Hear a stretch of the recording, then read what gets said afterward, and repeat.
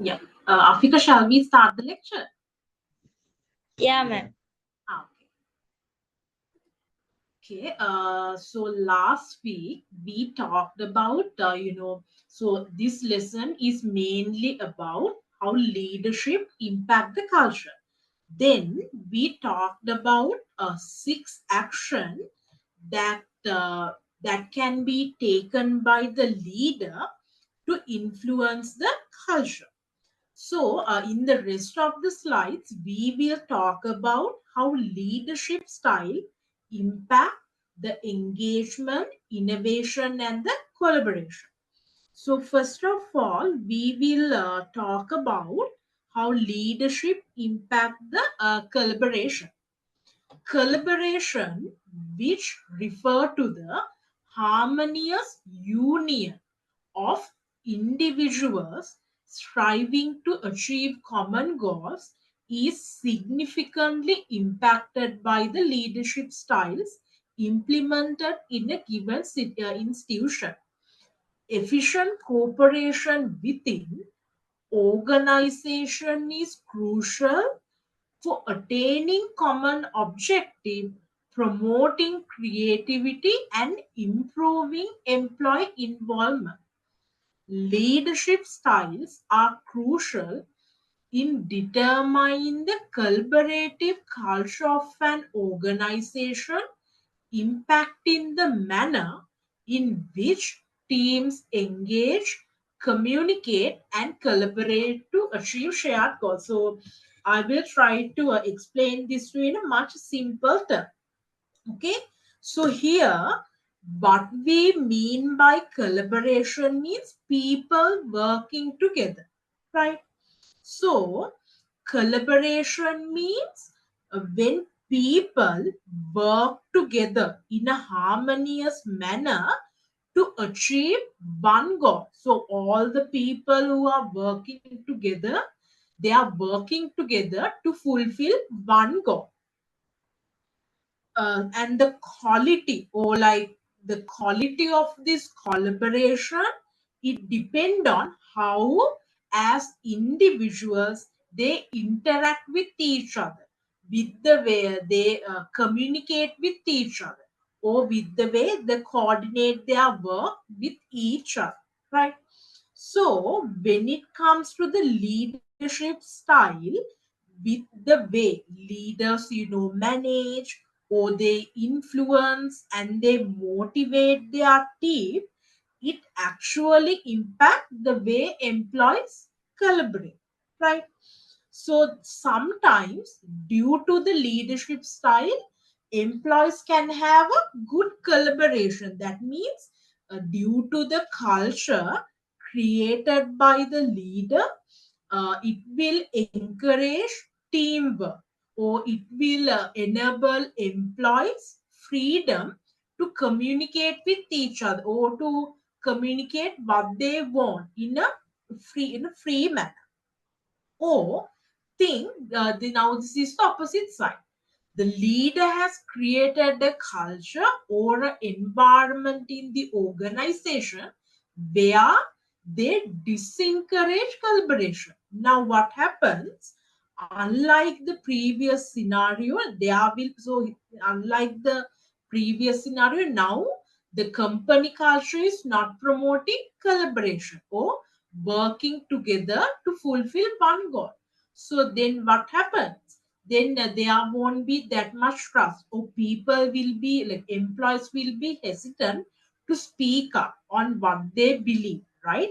And as a result, there will be conflicts as well. So, in order to have a good collaboration, or like a very effective collaboration, yeah, the culture created by your leader is important, right? Because the leader has to create a culture where everyone feel like they can collaborate, or they can have teamwork with one another, right? So the example I have taken is this, right? think now this is now I'm talking about a company where collaboration is encouraged, or like where the leader has created a culture where it is okay to collaborate with other employees, right? And this company that I'm talking about, it is a software development company, and they want to launch a new app, right? And just think, right? If this sort of a, like let's say maybe it's a technological company who wants to produce a new product, think if this company is not encouraging collaboration or working together to achieve one common goal, then what will happen? The hardware will what do you call will produce the hardware as per the requirements given to them. The software team will also do the same, right? But what will happen when there is no collaboration between any of the team? Maybe the software that the software team produce, it won't be compatible with the hardware that the hardware team has come up with. The same can be happen on vice versa as well. Then so here now we are talking about an environment where there is no collaboration. So even if even if a software team and hardware team somehow manage to come up with their very own software and hardware that are compatible with each other without any collaboration, will they be able to produce or release this whatever the new product as they expect if there is no coordination between these teams and manufacturing and sales team? Because sales team will only focus on the selling part. They won't be concerned like will the manufacturing team has all the whether they are capable of releasing this product by this given day. They won't be concerned. The sales team will say, so when it comes to sales team, they want to release new product in a very quick manner. So after only considering their requirement, they will give a very quick releasing date. But that date won't be compatible with who? Maybe with the manufacturing or maybe with the software and hardware team. So that's why we say when it comes to a company and to achieve their organizational goal, it is much needed to have a collaboration. And the way, like whether and the way to know whether this company, whether the employees of this organization can have collaboration or not within a company is decided by the leadership style.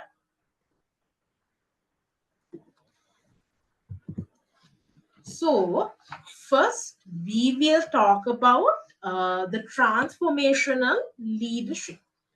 So, last week also we talked about what transformational leadership is. Transformational leadership is distinguished by its ability to inspire and empower others. So last week also I told you when it comes to a transformational leader, most of the time they act as a role model who inspires others, or they act as a father figure that others rely on, is a highly effective catalyst for fostering collaboration. Organizing organizations implementing this leadership approach foster an inclusive environment wherein team members are inspired to give their utmost effort. So when it comes to transformational leadership style, we said that this leadership style is what we call is created by focusing on four elements. First one is idealized influence. That means whoever this transformational leader, he or she act like whom? a role model or a father figure whom others rely on or they get inspired. Second one, inspirational motivation. That means when it comes to this transformational leader, they always give, like very high expectations to employ. High expectations means, so whatever, the vision of the transformational leader, they are not ordinary and they are not easy, right? So he or she will share this high expectation with his or her followers, and then um, always will encourage them to fulfill this high expectation of this high vision. Third one, intellectual stimulation. That means transformational leader is someone who always asks employees to challenge the status quo. That means when it comes like if we take a usual organization, most of the time we are given like quota. So what is expected from us is just to meet the target, but when it comes to transformational leaders, they are always ask us to don't try to think about just meeting target. Always try to come up with new and innovative idea that are out of the box. Fourth one, individualized consideration. I'm only revising this, so then you will get an idea how each of these elements impact with transformational leadership. Last one is individualized consideration. That means here the transformational leader will look at each of your employees individually and helps them to reach their next potential, right? So this is what transformational leaders means, right? Remember here what we can like the basic idea that we can get under transformational leaders here. The employees are somewhat empowered because they are given what you call this autonomy, or they have the freedom to think or be involved in decision making process, or they have the freedom to come up with their very own innovative idea. And also apart from that, these people are highly motivated. As a result, when it comes to the transformational leadership, these sort of leaders are, they are able to create a collaboration within the organization by involving all the employees with the business operation. And that's what we mean by they are able to create a collaboration. They are able to create collaboration in the organization by creating an inclusive environment.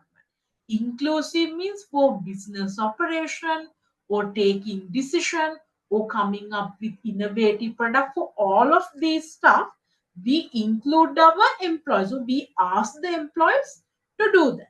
And that's how they create the collaboration. Afika, you are clear up to this part? Yeah, ma'am. Okay. So here I have taken in my notes, I have taken the example of Nadella, like the CEO of CEO of Microsoft. So when it comes to him, he is actually known to have this transformational leader. Okay. So if we talk about him under each of those elements, right? Uh, when it comes to idealized influence, he actually what he did was, so before he was a CEO of Microsoft, there were but the culture Microsoft had was very rigid, or it had a very internally competitive culture where the teams within the Microsoft were competing with each other, and they had so much of rules, right? After Nadella came, what he did was, first of all, he demolished this existing culture and created a culture where he asked them to be more empathized, right? Empathize means like very be have really empathize. So when we say empathize means you need to have a connection with people. As a result, he was able to spread the collaboration concept within the Microsoft. As a result, what happened was, like the employees at the Microsoft, they got like the trust they had on Nutella, it increased because previous to him, what they had was a very hierarchical and a very toxic culture. But after the election of Nadella, people started like they had a very fond idea or belief of this person. As a result, people started trusting Nadella as a leader, and they started, like coming up with new idea. And also, other than working against each other, like other than being internally competitive, due to this empathy concept that Nadella came up with, they even started to work among group. So that's a huge change. Then another thing Nadella did was, so he created this growth. I have mentioned this concept previously as well. So when it comes to this growth mindset, I told you what it means is like, what it means is that it means people aren't just born with talent, but with experience and hard work, you can achieve success. So what happens as a result is, all of the people started to learn new things, right? By starting like by due to this, they were actually able to come up with new ideas, and as group they try to implement those new innovative ideas as well. Again, as a result, collaboration was increased.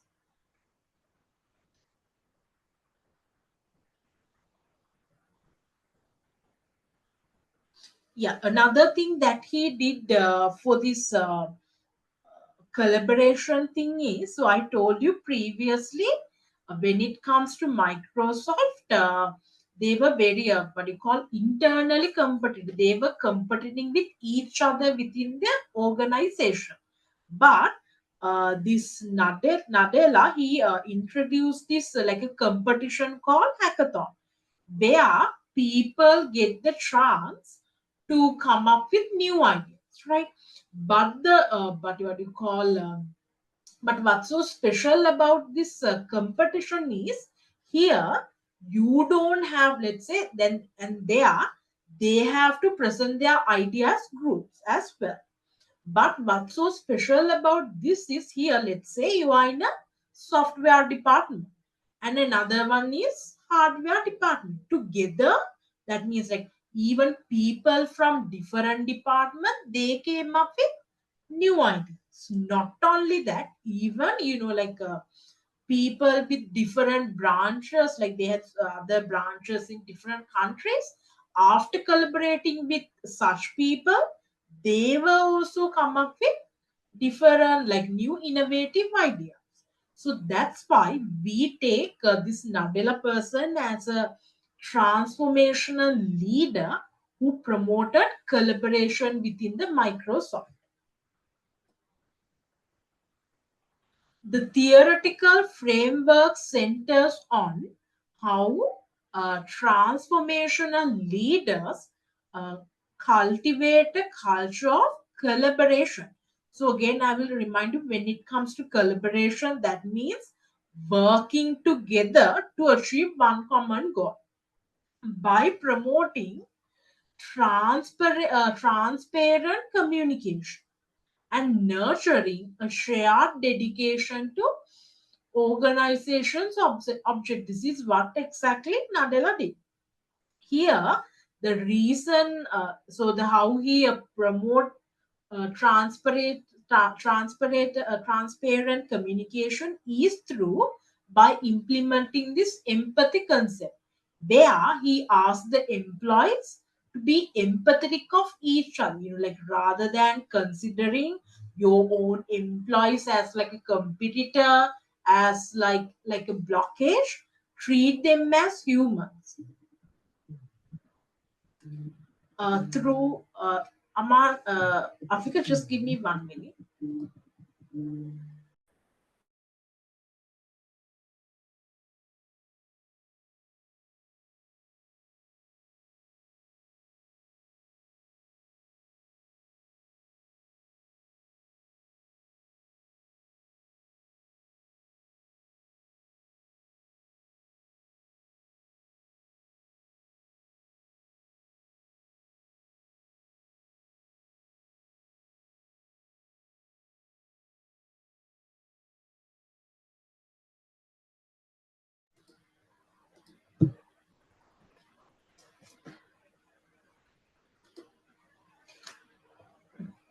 Through its emphasis on team synergy, this particular leadership style possesses the capacity to foster a collaborative environment that surpasses the mere accomplishment of assigned duties.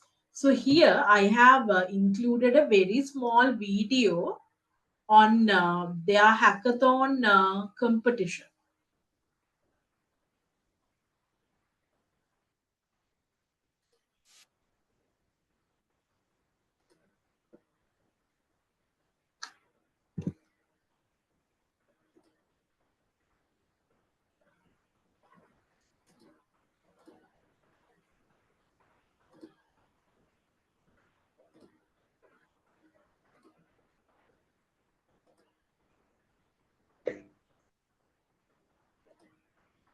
You can see the video, right, Afika? Yeah, ma'am.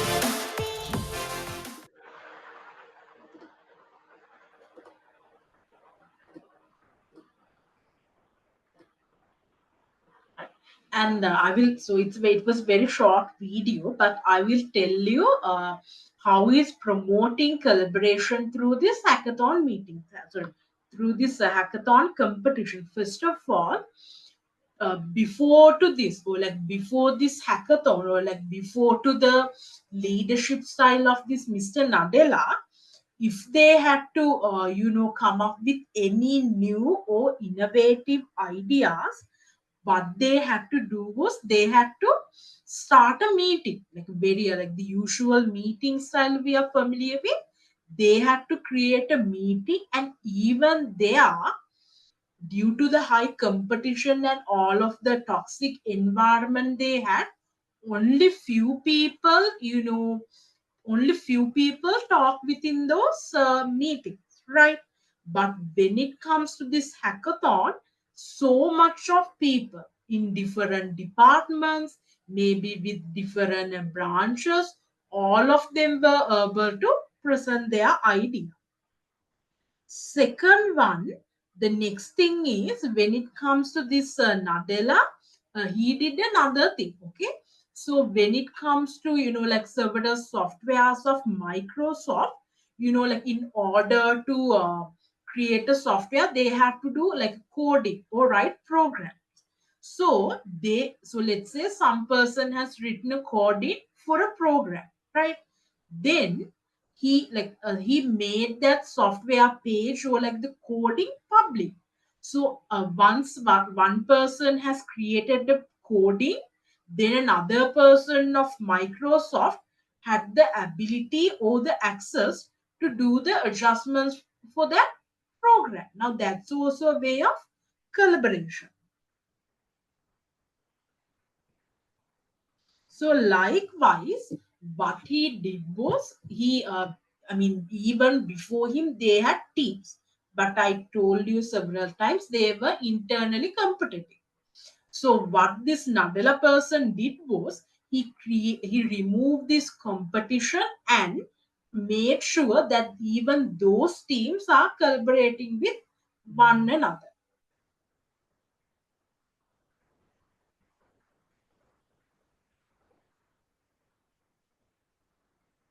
And even again, if we think about this hackathon competition here, we have again several people. And as we know, they have come up with what? New ideas. And the reason they come up with new ideas is for what? It's to make Microsoft a Google, like Microsoft, like their product a better product.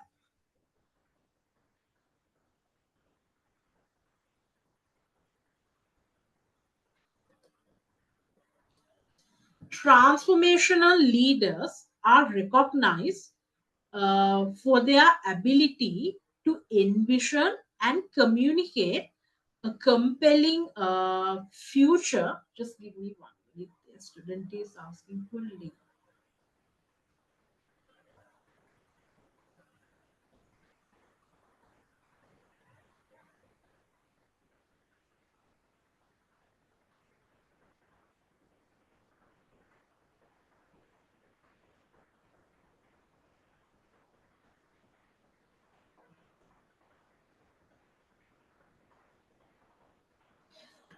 Transformational leaders are recognized for their ability to envision and communicate a compelling future that aligns with the values and goals of their followers. These leaders create passion and dedication among their teams by creating a clear and compelling vision of achievement, which motivates and unites everyone towards a common goal. So, when it comes to Nadella, what the elements he inspired within the employees was be empathetic and this growth mindset. So now all of the employees within the Microsoft are being empathetic and all of them process the growth mindset. Transformational leaders inspire and motivate their followers by effectively communicating and using storytelling techniques. They create a strong sense of enthusiasm and determination, fostering a shared confidence in the organization's visions and objectives. So here again, the way the transformational leaders create collaboration is mainly through by empowering the employees to think or to by empowering the employees to come up with new ideas or motivating them to do their best. Additionally, transformative leaders exhibit charisma like the spark and magnetic personalities that capture and inspire their followers. They radiate confidence, optimism, and passion, acting as exemplary figures for others to imitate. Transformational leaders cultivate trust and admiration among their employees through charismatic qualities, thereby building deep emotional connection. Again, uh, here again, the employees also have a deep emotional connection with whom? The leader, because here the employees consider the leader as a role model or a fatherly or motherly figure. Through that also they promote collaboration. The establishment of this emotional bond fosters allegiance and dedication, inspiring followers to surpass expectation in the pursuit of common goals. So what it means is, so I told you, under the transformational leader, the leader gives a strong vision or like shares the strong vision with whom? The follower, right? Then, after communicating his or her vision, at the same time, leader do another thing. The leader motivates the employees, most of the time motivates the employees to be the like the best version they can, right? Through that, they are able to achieve the common goal together. Are you clear about that point, Afika? Yeah, ma'am. So what it means is, under the transformational leadership, like here, the leader doesn't give any order, right? But rather, they look at each of the person individually. So, I mean, when you take a look at the person, you can say like what sort of a potential they have. The leader recognize that and motivate them to be the next best version they can.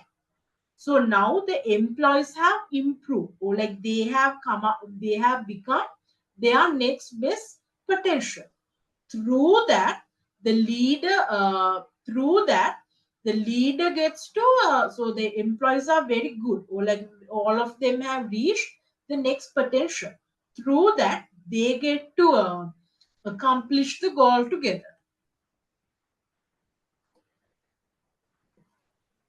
The concept of transformational leadership revolves around the idea of individualized consideration. That means like the role figure thing, where leaders customize their individualized consideration means looking at the employees in an individual manner and then coaching them, where leaders customize their approach to address the distinct needs and aspirations of each follower. Transformational leaders demonstrate a sincere concern. They are sincerely interested, or they really want to improve the potential of the employees, offering guidance, assistance, and chances for progress through the identification and cultivation of the inherent qualities of each person.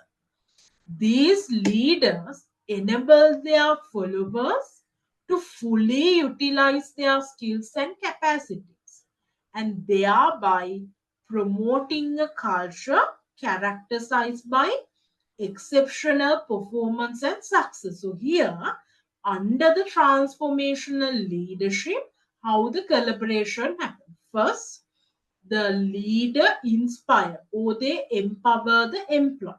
Through that, each of them build the trust toward the leadership.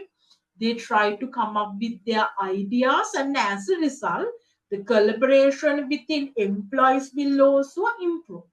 Other than that, the collaboration between the leader and the employees will also improve, because the employees consider leader as a role model or as a father or mother figure.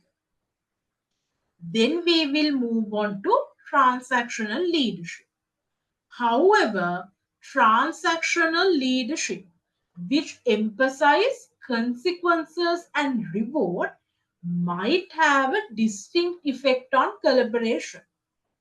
Although transactional leaders establish a transparent framework of expectation to facilitate the efficient completion of tasks, their focus on individual objectives may erode the group's collaborative speed. So, what happens under the transactional leadership is here the leader will give the employee a target, right?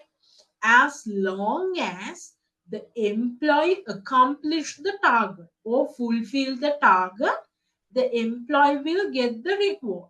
If not, there will be consequence. Maybe they will get a negative feedback, or maybe they will get a punishment, right? So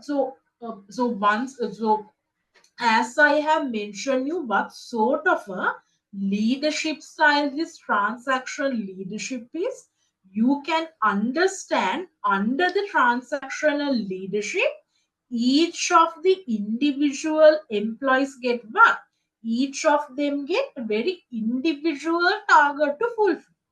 Do you think so? Such a culture, will there be collaboration? No, because when it comes to the transactional leadership, all the employees are emphasizing, or all of their efforts are going to fulfilling the individual, like the target, or the individual, or their efforts will go to fulfilling the individual target to individuals.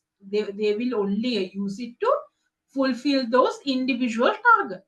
So other than that, they won't even think of what? Collaborating with each other. Because if they don't achieve these individual targets, will they get any reward? No. So with the purpose of receiving this reward, or maybe with the purpose of not getting or not having any negative consequences, they will only focus on what? Fulfilling the individual targets. As a result, there won't be their collaboration within this organization will be very, very limited. Yes. So, yeah. So the example I have taken is this Wells Fargo fake account scandal. I think I talked about this on last week as well.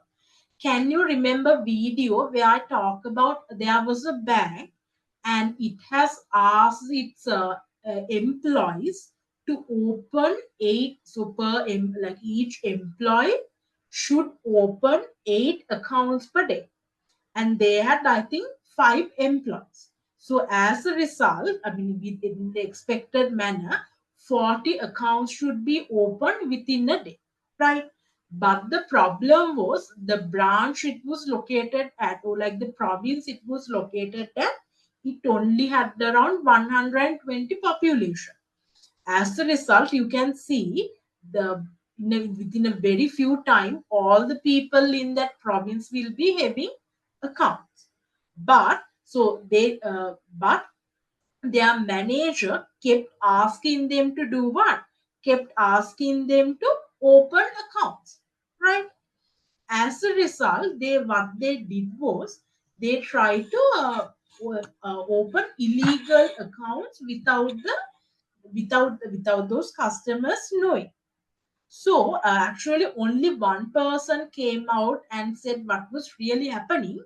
All the other people, they were actually promoting, or they were actually working on opening these illegal accounts. For what? Maybe due to the fearing of getting negative consequences, or maybe to get the like the commission they will be receiving once they open those accounts. Another and The environment, like the culture they had at that bank was really hectic. What a very competitive one, because all of the people were working against each other just to achieve their individual targets.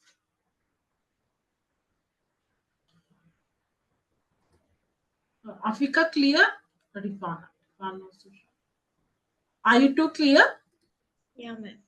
Yes, yes, ma'am.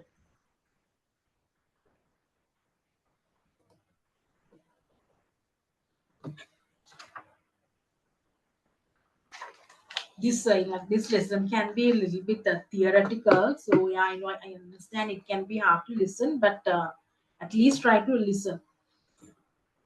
Transactional leaders operate within a framework of contingency management. So I told you contingency means as long as you fulfill the target, you will get the reward. Only like you will only get the reward only when you fulfill the target, where rewards and punishment are contingent upon the fulfillment of predetermined criteria or expectations that we know. This transactional approach to leadership emphasizes the importance of clarifying roles, setting goals, and establishing performance standards to ensure accountability and compliance. So I have already told you this last week. Under the transactional leadership, this leader gives like very specific instructions on this is your role, this is what you have to do, and this is how you have to do this task. And after giving those like very requirements or like standards, at the end, once you have really done the once you they will compare those standards with your actual performance, and then will decide whether to give you a reward or whether to punish you by offering tangible reward for meeting or exceeding expectation and imposing consequences for failure to do so. Transaction leaders seek to motivate followers to strive for excellence and adhere to organizational norms and standards. What it means is, so here, when it comes to the transactional leaders, they will try to motivate their employees through the rewards and the punishment. Moreover, transactional leadership is characterized by its emphasis on transactional exchanges and contractual agreement between leader and follower. Leaders articulate means like express clear expectations and provide specific instructions on how to achieve desired outcome. In return, followers are expected to fulfill their obligations and meet performance target in exchange for rewards or recognition. Yeah, the last point, yeah, it's pretty much the same. While transactional leadership can be effective in driving short-term performance and compliance, that means when you like once as a transactional leader, you give employees targets in the short run, they will try to do their best to achieve them. But when it comes to having a very committed, or like having an employee base who has innovative idea, or having an employee who are very involved in like who are very committed to achieving the organization goal, that part will be lacking. The reliance on extrinsic motivators such as rewards and punishment may undermine intrinsic motivation and creativity among followers. Moreover, the transactional nature of this leadership style may create a transactional culture within the organization where individuals focus solely on meeting immediate goals. So their main focus will be to fulfill those given targets rather than embracing a broad sense of purpose or vision. So what it means is under this leadership, when it comes to employ, they will only focus on achieving those immediate target and not only on working together to achieve the like the vision or the mission of this organization, because like that is out of their focus. Then we will move on to how servant leadership impact the collaboration. By placing the welfare of team members first, servant leadership is distinguished as an approach that is intrinsically compatible with collaboration.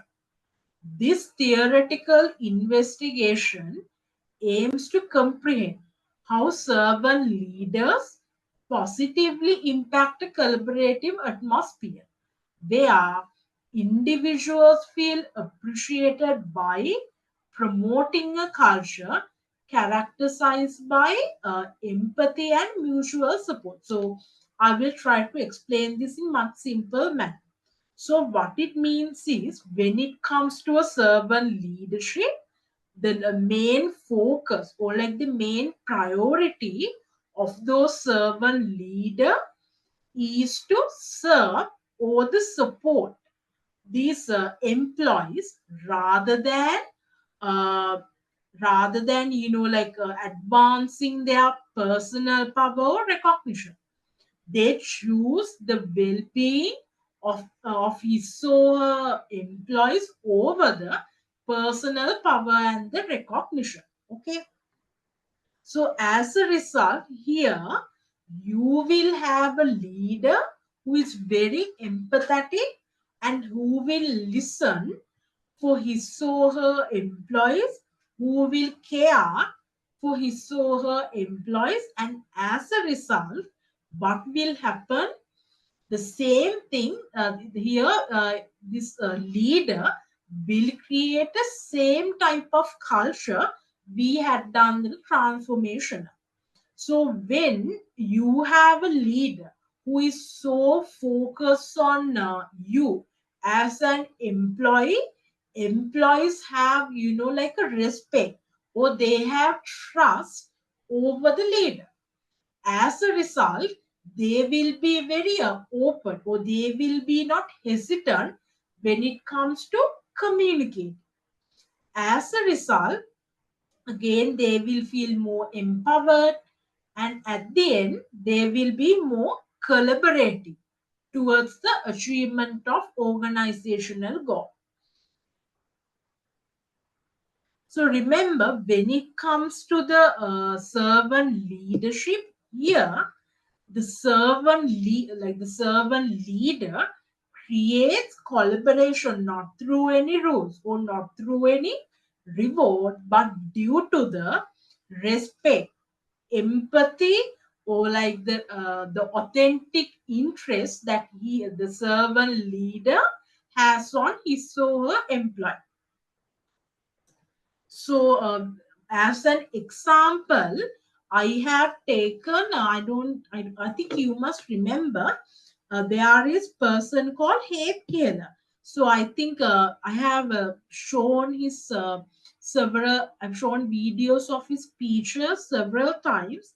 And in every video, he always mention how he puts, like when if we have to make a choice between investors and employees, he will always choose employees over the investors. So likewise, he's known to be a very well recognized servant leader, and also he's very well known for personally celebrating employees, and he would write thank you notes, and again, and he's very well known for even helping with his employees during their busy times. Then what has happened as a result is, as a result, he like this.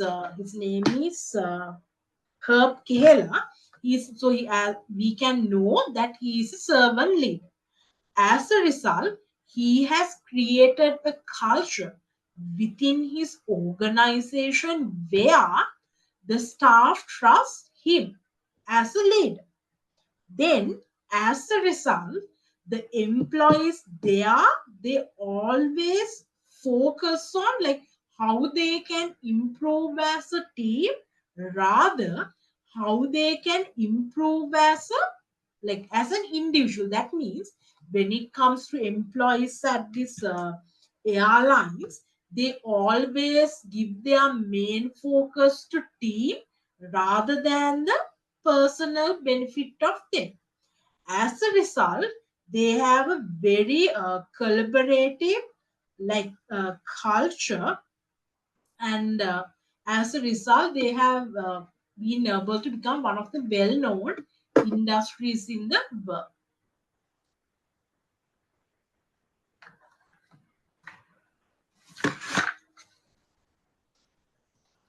The core principle, the core principle of servant leadership is the conviction of that leaders have a purpose of serving others and enabling their progress and advancement. So here, so so I think in all so far from all the leadership styles we discussed about, you can see as long as the employees have the guarantee or like they have the trust on the leadership, the culture will be a much more collaborative one. The same thing is happening here.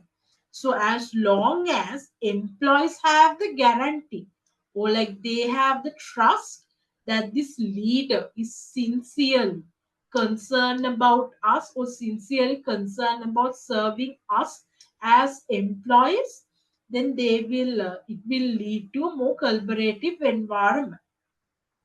Servant leaders place the need of their followers as a higher priority rather than own interest. So here, these sort of leaders always have the best interest for their employees over the personal gain, exhibiting a sincere concern for their well-being and accomplishment.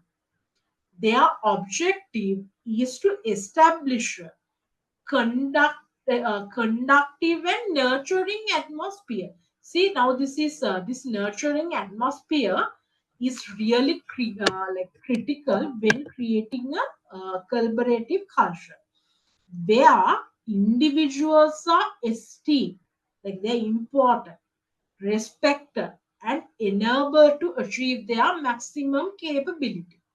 Servant leaders foster trust, loyalty, and a sense of belonging within the organization by prioritizing the needs of others. So, the sense of belonging, that part is also important. Like the employees need to feel like they are also like they also have a part to play when it comes to achieving the organization's vision.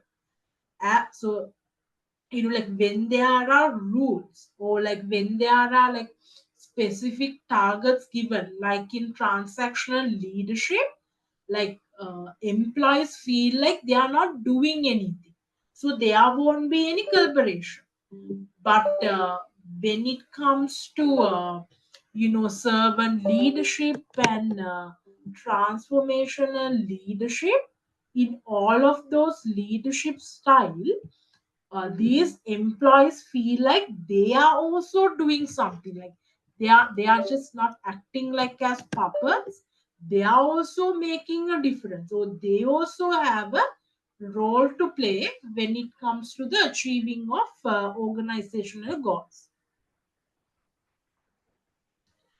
Additionally, servant leadership goes beyond personal connection to to cover a wider dedication to serve the community and society as a whole.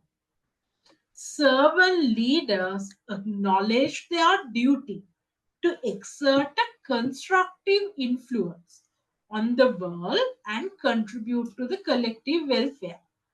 They exemplify ethical conduct, social accountability, and a dedication to fulfilling the needs of community. Servant leaders motivate others to collaborate in creating a significant impact on the world by harmonizing the objective of their organization with the values and priorities of society. Moreover, servant leadership is distinguished by its emphasis on empowering individuals and fostering their growth. See here, the employees are empowered. Servant leaders empower their followers by furnishing them with the necessary assistance, resources, and independence to achieve success. They promote individual and career advancement, cultivating an environment that prioritizes ongoing education and progress within the company. Servant leaders foster the growth and development of their followers, enabling them to unlock their potential and make vulnerable contribution to both the organization and the society. Uh, Rifan and Nafika, are you two clear about what I said so far? Yeah.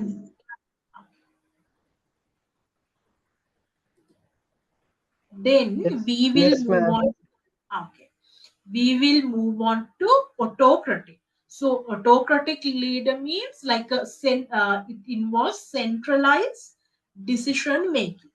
That means this sort of leader won't ask for any input or any ideas from the employees. When it comes to like the decision making power, it solely lies with the leader. And as a result, here the leader will just give like instructions or like will tell you what to do, and the employees are simply expected to follow. As a result, what will happen? Here, so I told you when it comes to the autocratic leader, the the decision making it's only done by whom? The leader himself or herself. As a result, here the input of employee won't be taken into consideration. Then employees will feel like what? They will feel like their opinions won't matter, or like the opinions or their voices, they feel like those won't matter. As a result, another thing that will happen is it will reduce the transparency because the decision making is done only by whom? The leader. So when it comes to employee, what they are only doing is like taking the orders. Other than that, they really don't know what's really happening in the organization, right? So can they work towards, accomplishing of a goal if they really don't know what's going at the organization? No. So as a result, employees will be demotivated and demotivated, and they won't even think of like giving their ideas or presenting their ideas or speaking up, because they know whatever the input they have, it won't matter and it won't taken into consideration. As a result, each and every employee will only think about following the orders given by the leader, and the collaboration will be lacking.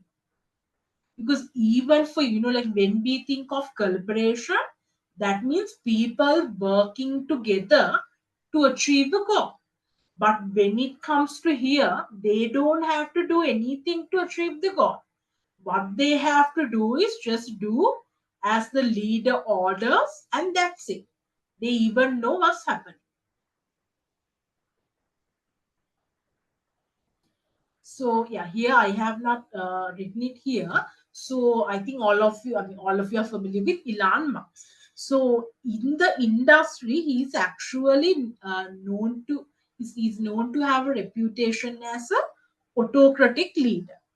So because when it comes to him, all most of the time, like all the time, all of those this strategy and all the other decisions are just purely taken by him. So for an example, he's known, like it's very well known for him to have this impossible timelines, and he will dictate all of his employees to make sure that they will deliver the product by given day. So he will be the only one who will come up with this impossible deadline, and then he will order all of his employees to release or do the necessary things by the given deadline. And also there is this like this talk. So recently at Twitter, he has dissolved entire teams overnight, just because he has thought that it was the right decision. Maybe he has taken it under several circumstances, but still it was a decision purely taken by him. As a result, employees has this, they has this perspective, like they believe that they have very little say, or like that they, when it comes to make decision, they can't say much, like they feel like that.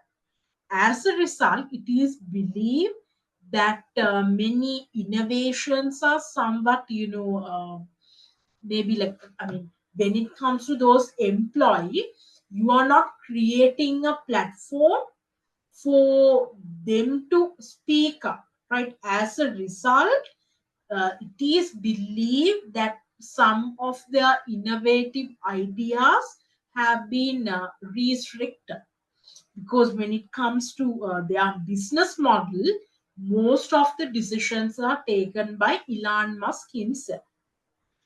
And also it is believed that people, like the employees at Tesla, they actually hesitant to voice what they really believe, because they don't want to disagree with the leader. However, yeah, it is true that this autocratic leadership style has enabled them to take quick decision, but they were able to take quick decision. But however, when it comes to their transparency and collaboration, that part is like implementing a top-down approach can impede transparent communication. Transparent communication means here only the communication is flowing from top to down, like no input or like no opinion of employees are taken into consideration. So the information will only flow from top to bottom. As a result, there is no transparency, and demotivate team members from engaging actively in collaborative undertaking. It is critical to comprehend, to understand the theory behind autocratic leadership on collaboration, to identify possible obstacles and develop approaches to alleviate them. Autocratic leadership is fundamentally defined by a robust hierarchical framework wherein authority is centralized at the highest level of the organization. So you can see in such organization, it is expected to have a higher hierarchy.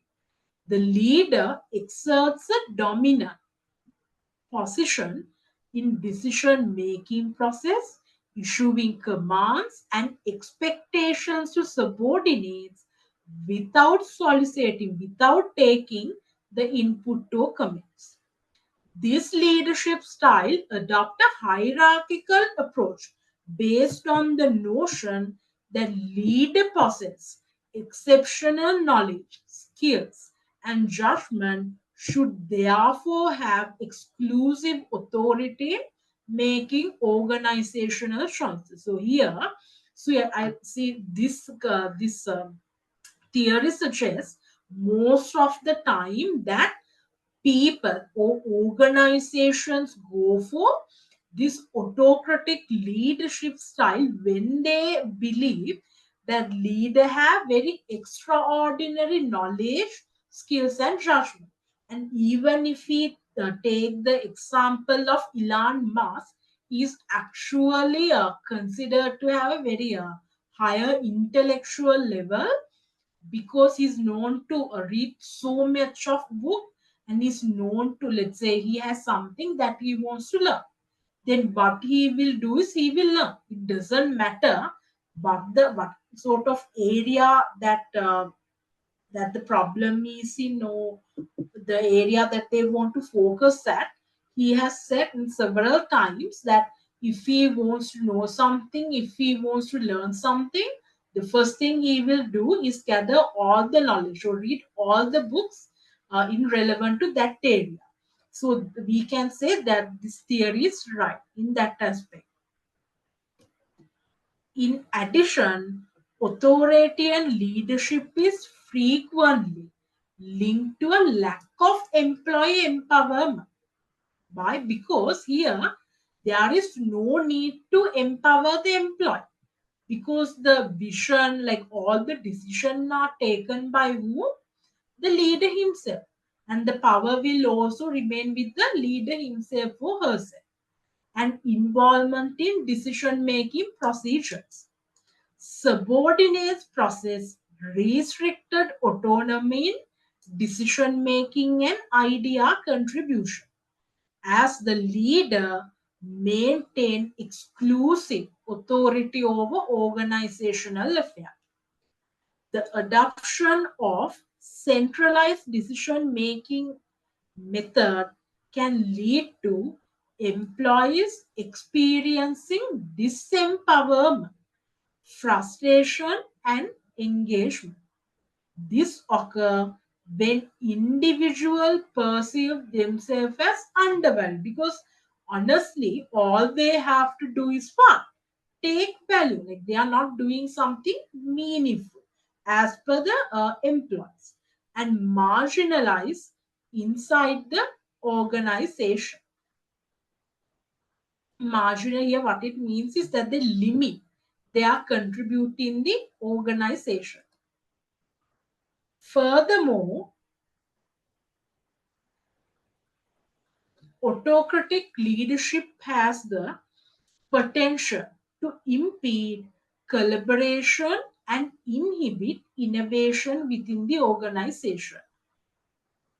The inflexible hierarchical framework and authoritative decision making procedures may inhibit creativity as lower ranking individuals may hesitate. Like they will be scared to express their thought or display initiative in suggestive, inventive solutions.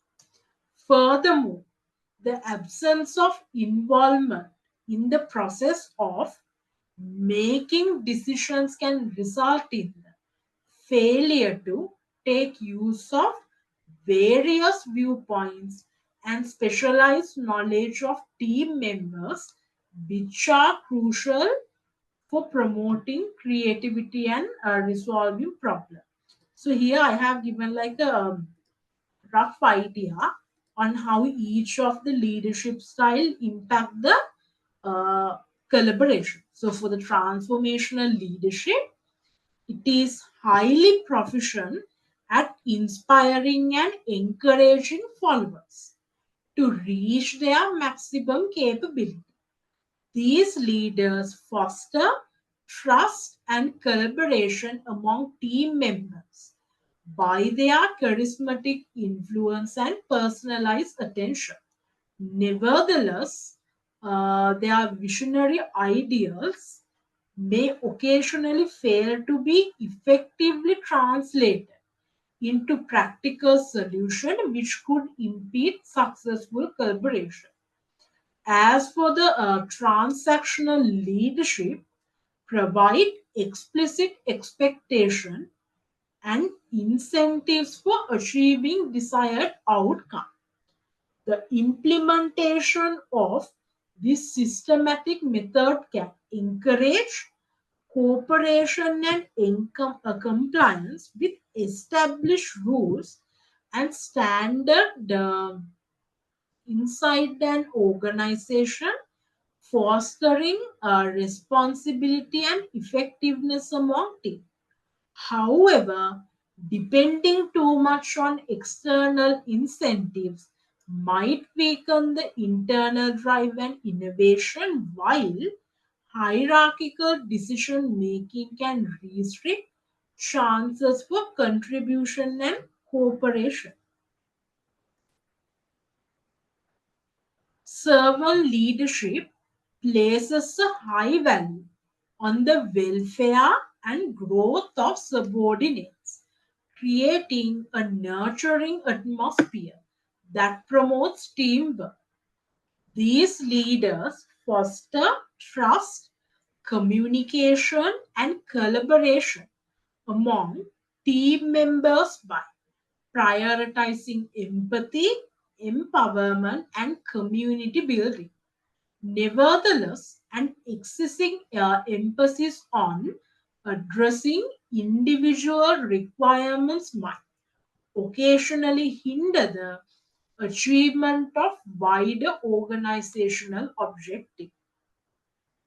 Autocratic leadership fosters explicit guidance and responsibility, enabling streamlined decision making and coordination among teams. Decisive leadership can be advantageous in times of crisis or in high speed context. However, the concentration of authority and restricted avenue for contribution can impede cooperation, resulting in apathy and animosity among subordinates. Uh, Guys, shall we take like a break of 15 minutes and then we can proceed with the rest of the slides? Is it okay with you all? Okay, ma'am.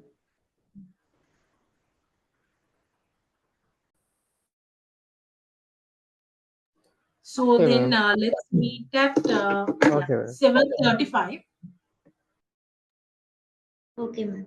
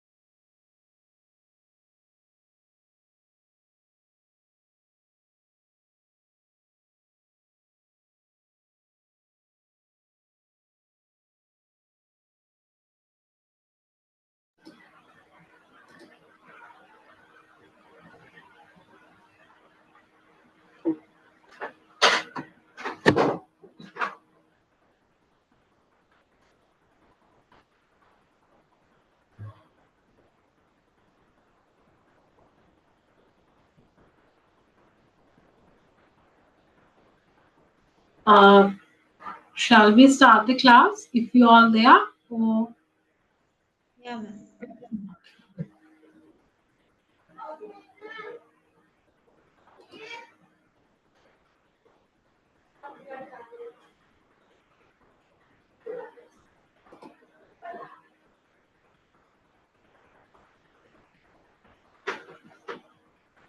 right. So then we will talk about like how a leadership.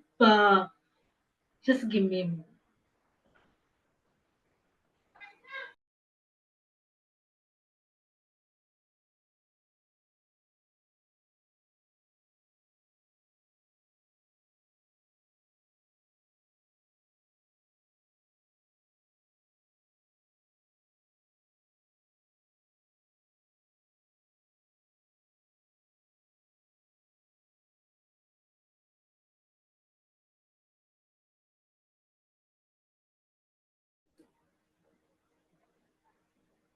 Okay. So now we will talk about how leadership impact innovation.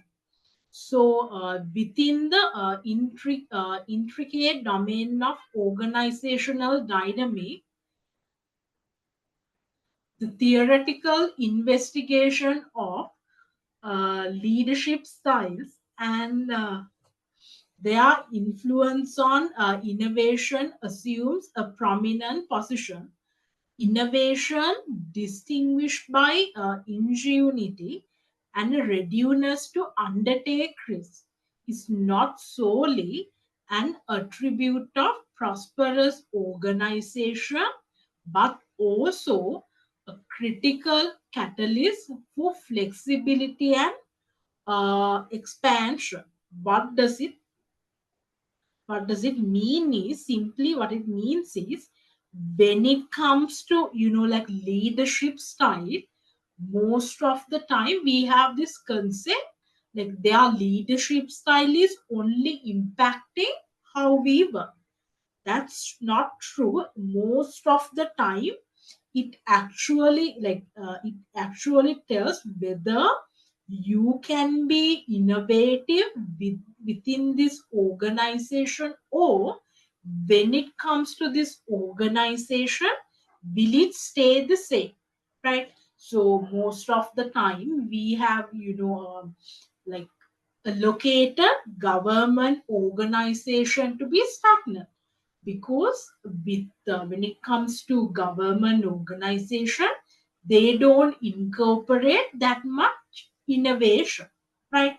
Likewise, when it comes to leadership style, it will also determine whether as a company will you be getting the chance to be innovative as a company and then maybe expand.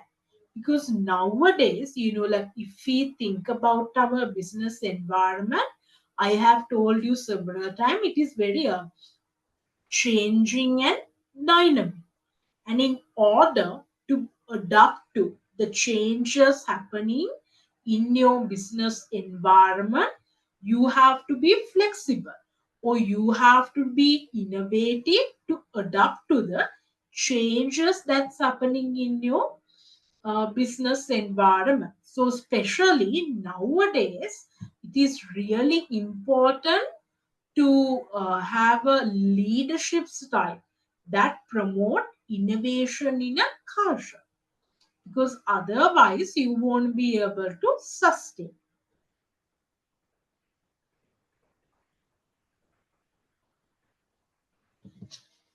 So the example I have taken here is the leadership style Microsoft had before Nadella. So in the very beginning, I told you the leadership style they had was very internally competitive, and it actually promote the concept that they knew it all. So what it means is, so they told the employees there is nothing you have to learn. Like if you are staying at Microsoft, that means you're already aware of all the things. So as a result, people like the employees at Microsoft, They did not try to learn any new things. And especially with the technological industry, it is really important to be ready and learn every single thing of the technology that is changing. So, as a result, during this time, due to the leadership which did not encourage the innovation, Microsoft was actually lacking in performance and recognition during that time.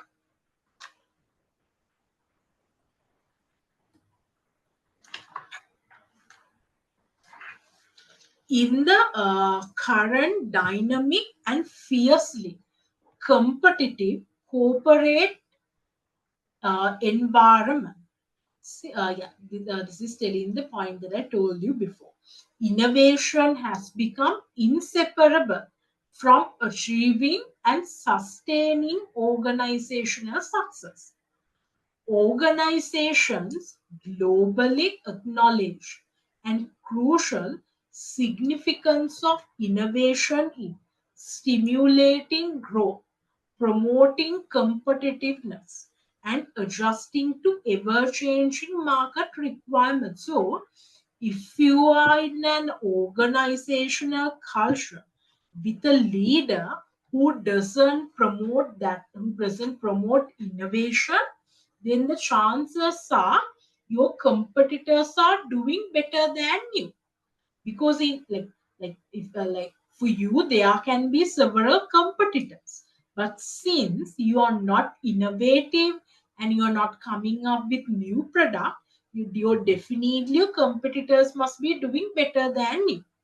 Nevertheless, the capacity to innovate is not exclusively dependent on the technology progress or market understanding. So here, what it means is when we categorize an organization as whether it promotes innovation or not, we are not simply saying whether they are adopting the new technology. No, that is not what we mean. Also, I mean, that is also one way of adopting the innovation. But other than that, people should be able to think in innovative way. Like you should give the employees the freedom to come up with innovative or out of the box ideas. And it is not limited to all of this modern technology that they use within the organization. Leadership is crucial in shaping the innovation ecosystem of an organization, since it has a significant impact on the culture, mindset, and processes that support innovation activity. Leaders with ability to envision, think creatively, and anticipate future trends are crucial catalysts for promoting innovation and effectively addressing intricate difficulty. That means most of the time people tend to think in an innovative or creative manner when how can I say, when the leader also do the same, right? So so when we say thinking in a creative manner means, uh, so there are things that people haven't done. Or for an example, maybe for an example, so recently I told you that in Sri Lanka, an organization has come up with this health app where you can include all the details and it will tell you like the health risk that you the health risk that you can, like the sickness or the health risk that you will be having in the near future. Likewise, when the leaders take the first step with innovative and doing something new, or like coming up with visions that are extraordinary, then indirectly it also promotes, it also encourages the employees to follow the same. Furthermore, the leadership styles and approaches of leaders have a significant influence on the inclination of employees to engage in risk taking, explore novel concept, and questioning the existing one. So when we talk about this innovative thinking and all of that, it also determine how much risk taking is appreciated in your organization, and how much freedom you get to introduce a product based on a new or like a very niche concept, and also you get the chance to challenge the status quo.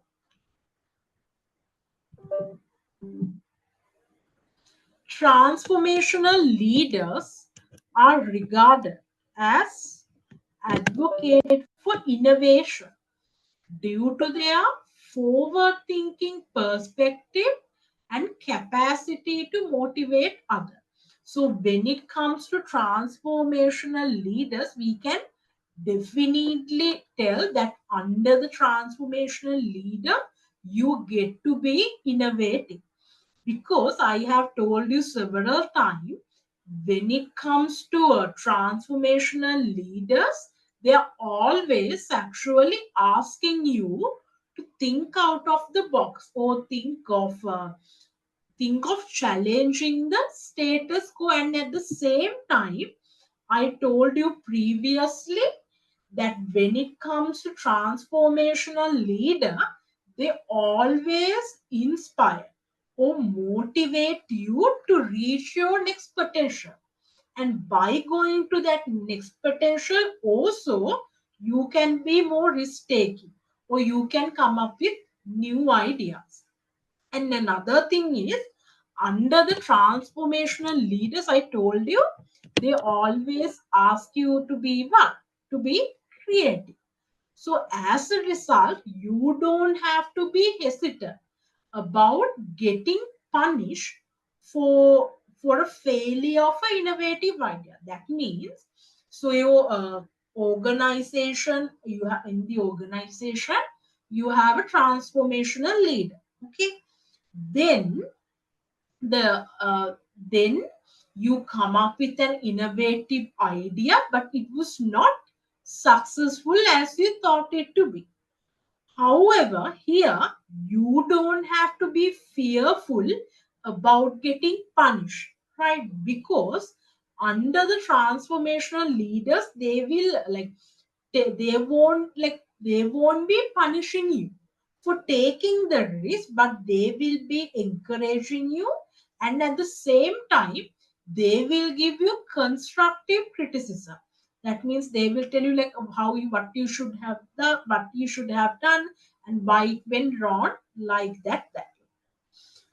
uh, the theoretical framework centers on how these leaders foster an environment that promotes innovation and creativity through establishing a collective vision and delegating authority to team members. Transformational leaders foster an atmosphere to receptive to novel concept and view challenges as development prospects. So again here, the transformational leader himself or herself is someone who takes risks, someone who go for change, right? And also at the same time, this sort of leader empowers the members to take decision. Again, that helps with the innovation. And also again, I as I've mentioned you here, under this leadership, you don't punish people who take risks, but rather This sort of leader encourage them to see any challenge as an opportunity.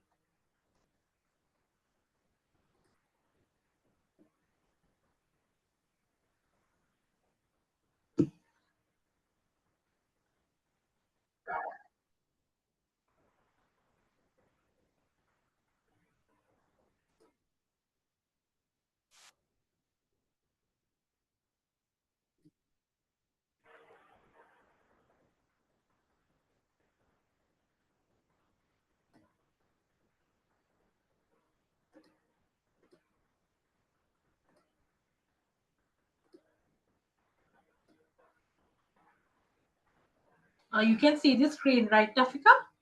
Yeah, ma'am.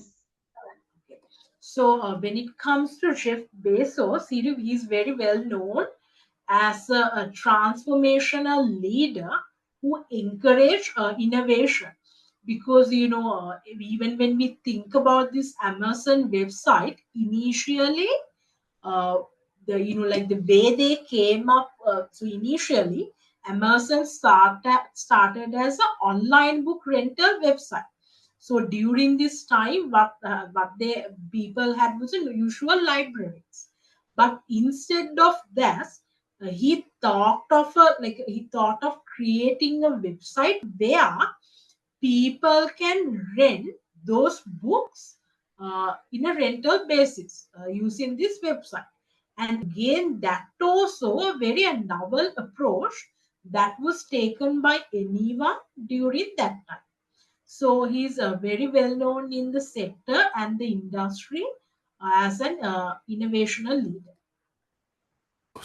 A name synonymous with innovation and relentless pursuit of excellence, has left an indelible mark on the world of business and leadership. As the founder of Amazon, he transformed a small online bookstore into one of the world's largest and most influential companies. Today, we delve into the leadership lessons we can learn from the remarkable journey of Jeff Bezos. Bezos's leadership philosophy is built upon an unwavering commitment to customer obsession.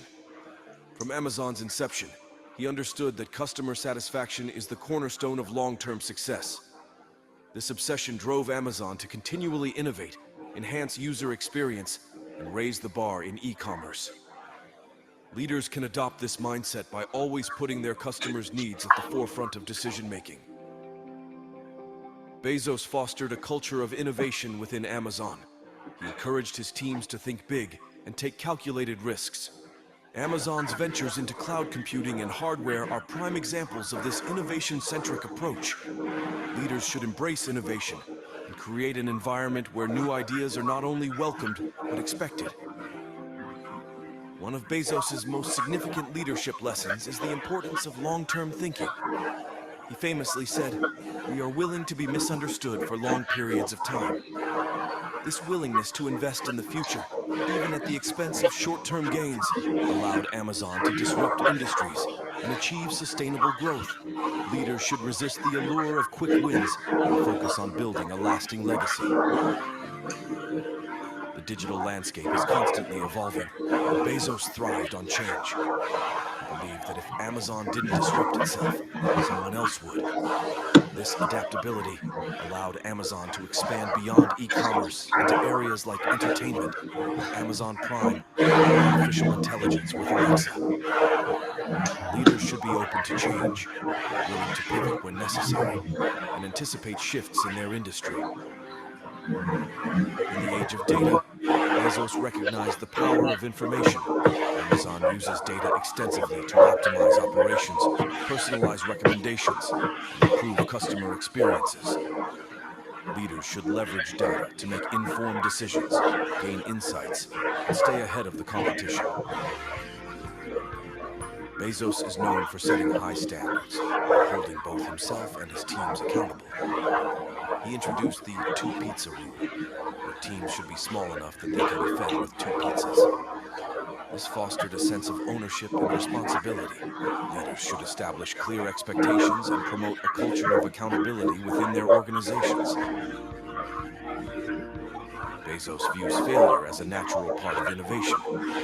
He said, if you're going to take bold bets, they're going to be experiments. And if they're experiments, you don't know ahead of time if they're going to work. Leaders should encourage risk-taking and create an environment where failure is seen as a stepping stone to success.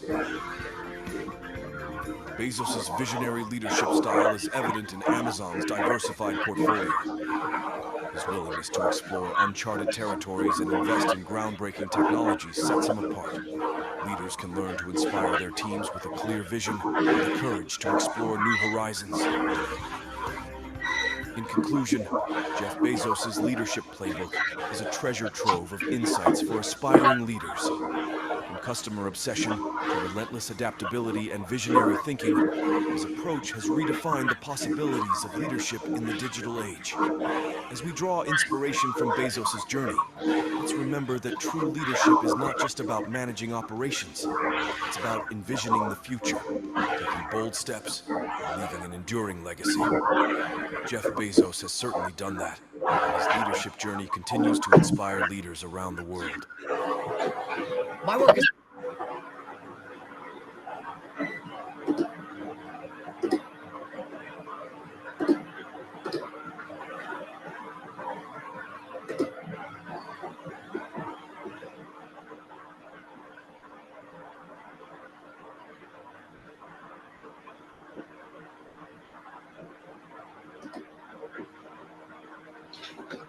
Transformational leadership has a crucial role in developing the values, attitudes, and norms that promote creativity and collaboration within an organizational culture.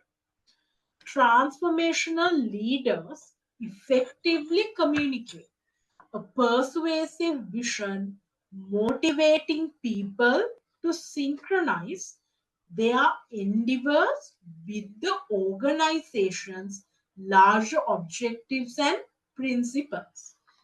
These leaders foster a culture of trust, openness, and a shared dedication to innovation by fostering a sense of purpose and collective identity.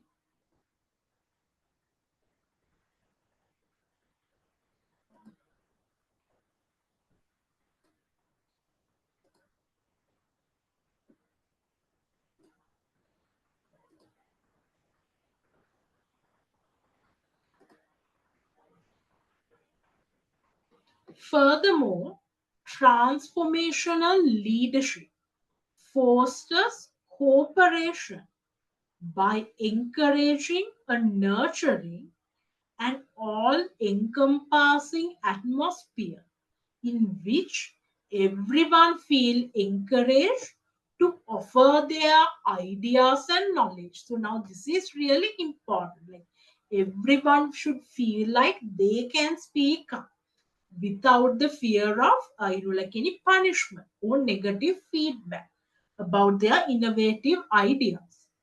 Transformational leaders foster creativity, inspire critical thinking, and promote collaboration among employees by providing personalized attention and intellectual stimulation.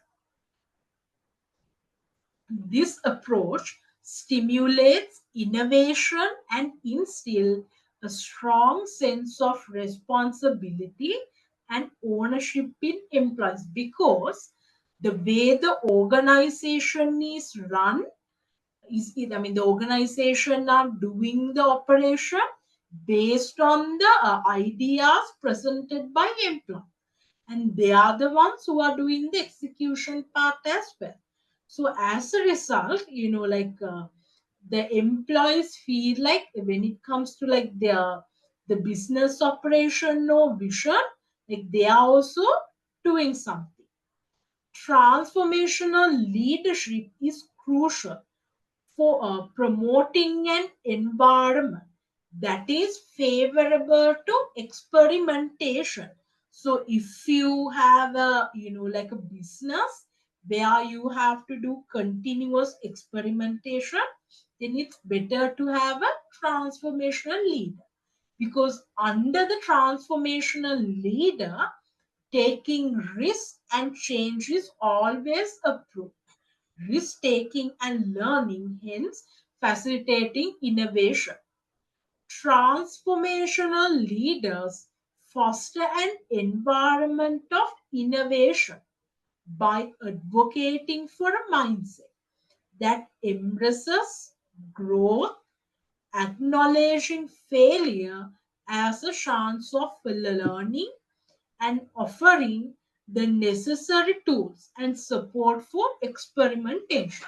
Because even if you, let's say, even if your new experiment was a failure, you won't get punished or you won't get criticism. Rather, under the transformational leader, they consider as that a learning opportunity through advocating for innovation and embracing change. These leaders motivate staff to exceed the limit of creativity and seek novel opportunity, thereby fostering ongoing enhancement and expansion within the organization. Now we will move on to transactional. So I think now you are all familiar like how innovation will be a with the transactional leadership. So what we know is under the transactional leadership, what happens is again a leader will give you a target, and in order for you to get a reward, you are supposed to just achieve that target. So here, what like employees are doing is they are just doing what's required to get a reward. So here, what happens is employees just do like whatever they are required to do to get the reward instead of thinking in innovative manner. Because forget the innovation part. If they did not at least complete or achieve the given target, they will be punished or they will be having negative consequences. So with such situation, if they come up with the innovative that's a failure, they will be heavily punished or they will be heavily criticized. So as a result, under transactional leadership, employees won't try to be creative, risk-taking, or to be innovative.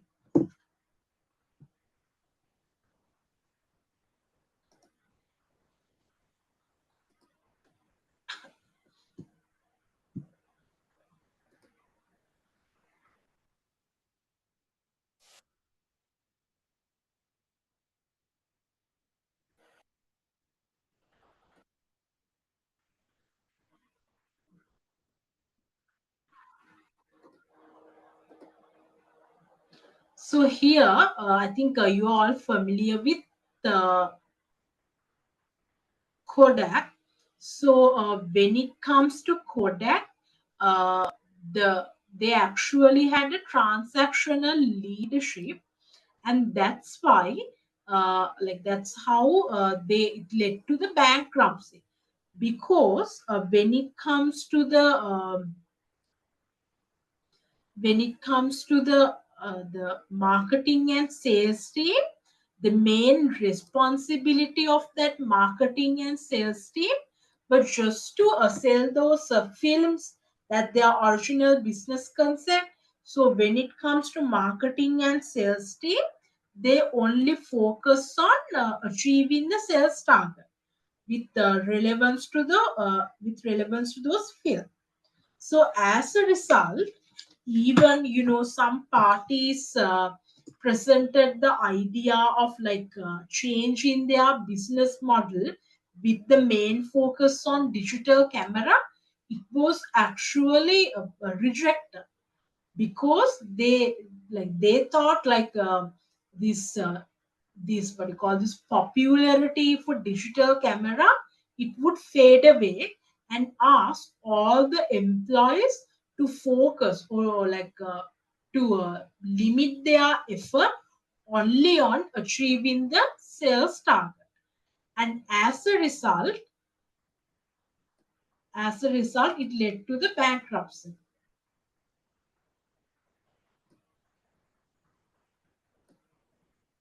Afika, I hope you can see the screen like for the video. Yeah, ma'am. I'm sorry, I could not hear. You can see the screen, right? Yeah, ma'am. It's safe to say that almost everyone has heard of Kodak. For almost 100 years, Kodak was at the forefront of photography, with dozens of innovations and inventions, making photography easily accessible to everyday folks. But this isn't a story about photographs. The heart of this story is one of missed opportunities and the consequences of not stating a business case to executive leadership strongly enough.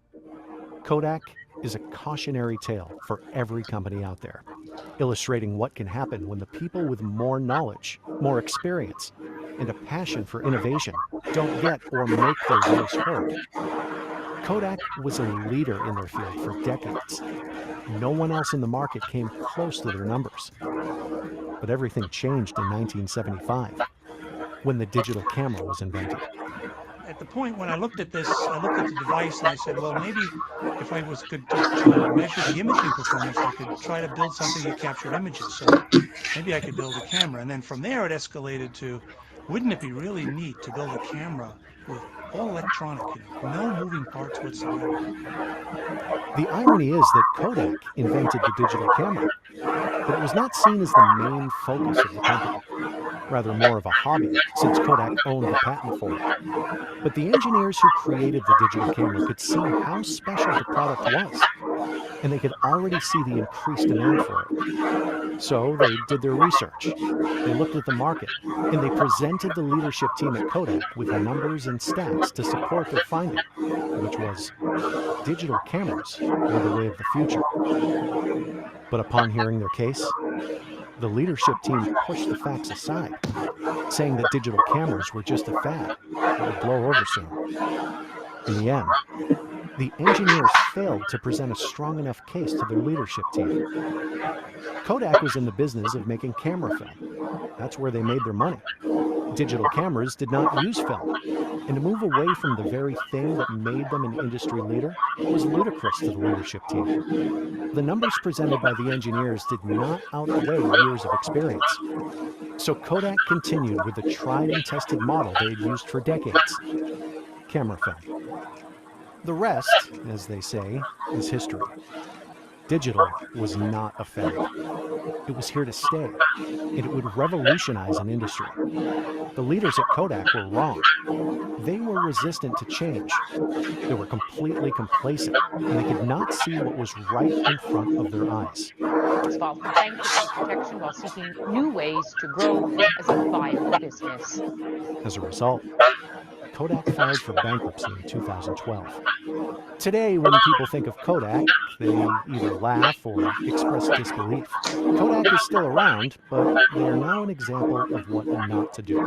They are now a memory of what was once a giant that dominated an industry.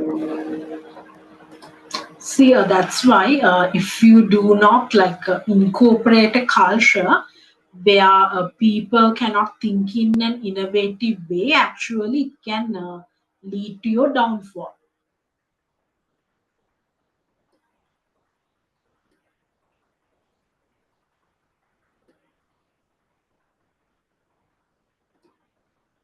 Transformational leadership motivate change and creativity, whereas transactional leadership concentrate on managing daily operation and achieving organization goals through incentives and punishments based on performance. So as we all know by now, when it comes to transactional leadership, rather than focusing on those creativity and innovation, what they want the employees to do is just to focus on sales target or achieving this daily goal.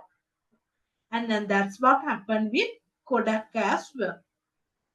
Transactional leadership, which relies on reward and punishment to inspire followers, has a substantial impact on organizational culture.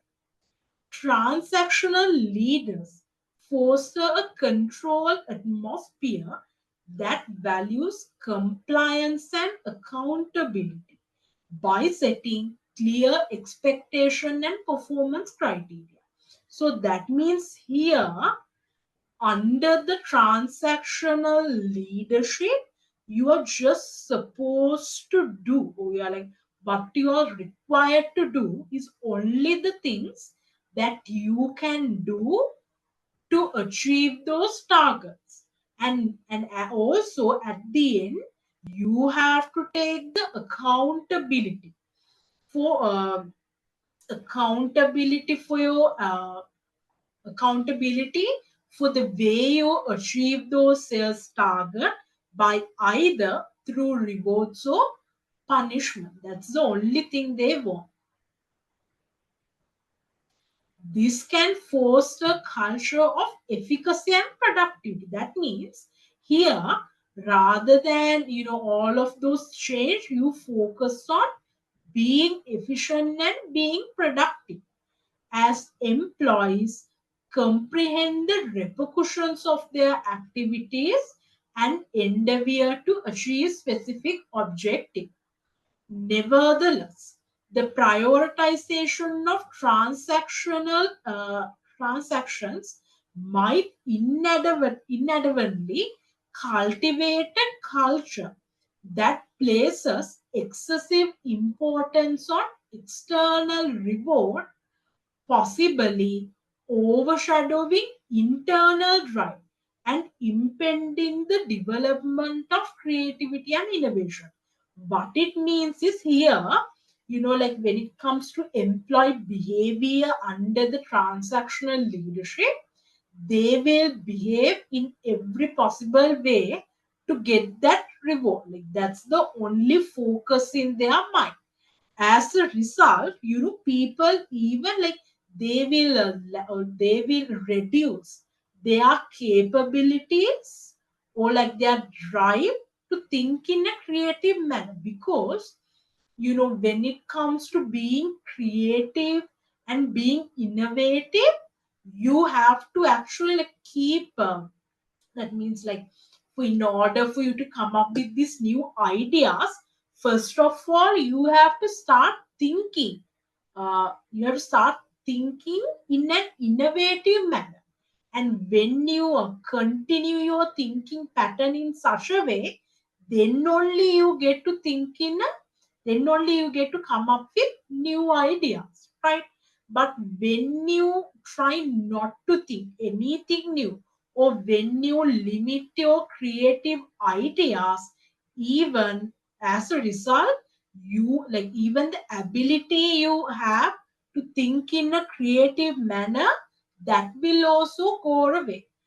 That's why people say like we should not try to solely rely on ChatGPT, because it will reduce our like, reduce our ability to think on our own, or like it will reduce our intelligence level and for the ability for us to be creative. Transactional leadership may pose obstacles in terms of creativity due to its focus on strict adherence to existing standards and procedures.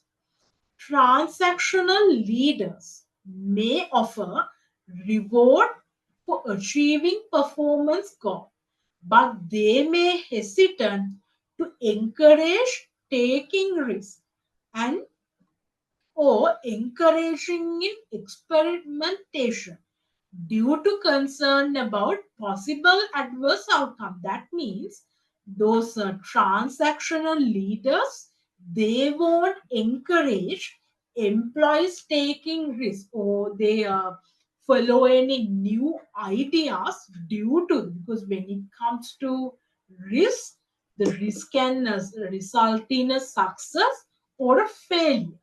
So those kind of leaders, they are fearful that this innovation can lead to negative outcome. As a result, they won't encourage taking risk for the employees. The organization's cautious attitudes to risk may hinder the development of creativity and innovation, as employees may be reluctant to suggest novel ideas or question current methods.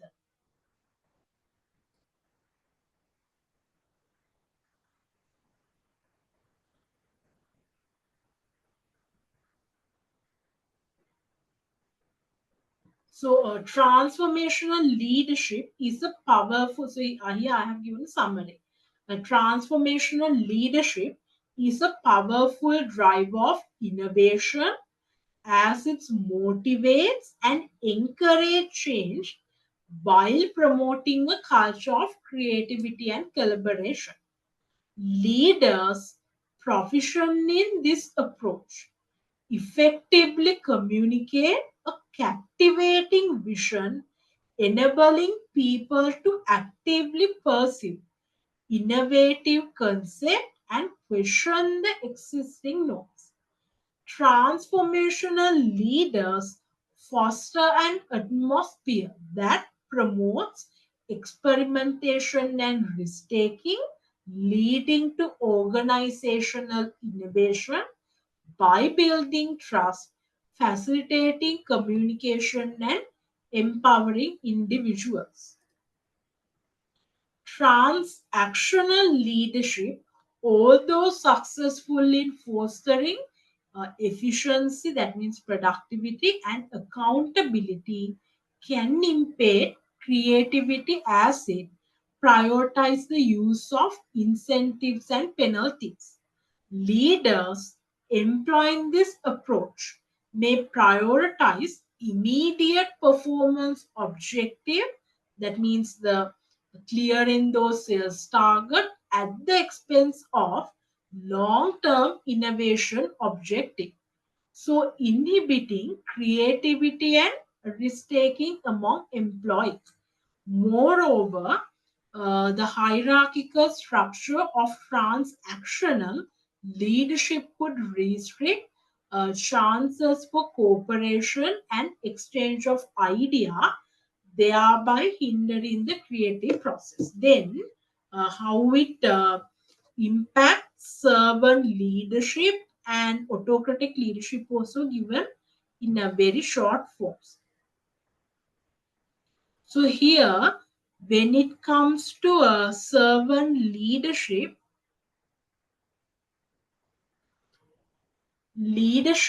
characterized by its emphasis on empathy, that we know, empowerment and community building, cultivate a nurturing atmosphere that promotes innovation. So here, when it comes to this servant leadership, the main focus of the leader goes to for the betterment of the employees. As a result, I told you these employees have trust in the leader, and also at the same time, employees have the power or like the authority to take decision. As a result, the servant leadership also promotes innovation. Leaders that adopt this approach prioritize the welfare and the growth of their subordinates, fostering an environment characterized by trust and cooperation.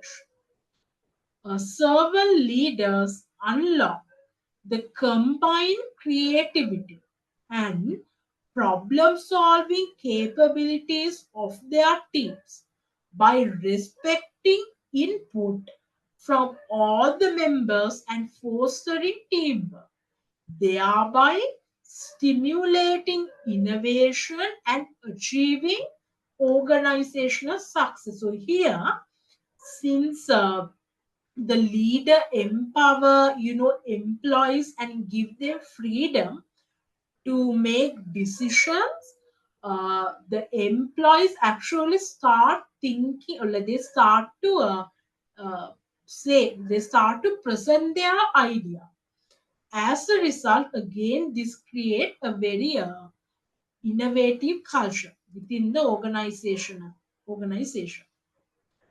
Then when it comes to autocratic leadership, known for its centralized control and decision making, can hinder innovation by restricting possibility for employee participation and empowerment.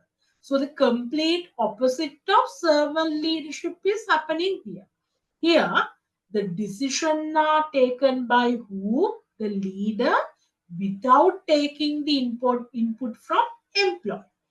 As a result, employees don't have the ability, or they won't even think of trying to think in an innovative manner, with the fear of getting criticized.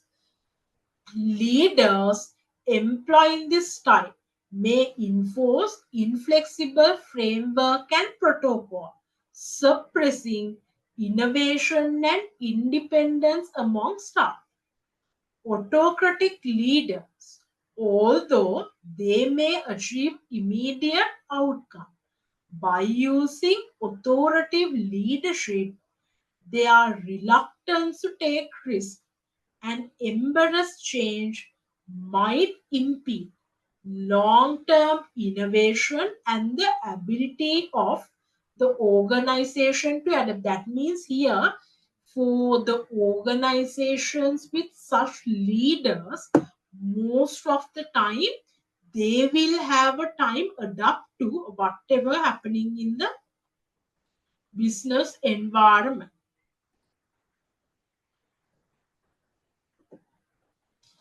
Charismatic leadership, renowned for its capacity to motivate and sway followers, has the potential to significantly propel innovation. So, I told you, when it comes to charisma, most of the time, like, these people are captivated by the personality and the communication of those type of followers, and as a result, these followers has the potential to think in an innovative manner. Charismatic leaders effectively communicate a captivating vision and motivate colleagues to embrace and contribute to that vision, fostering a sense of purpose and guidance that drives creativity. Nevertheless, so what it means is this. So again, I told you in the last week, when it comes to charisma, leadership, what they only have is that personality and the communication style, like the way they communicate. Other than that, they may be lacking the skills that they need to be a good leader.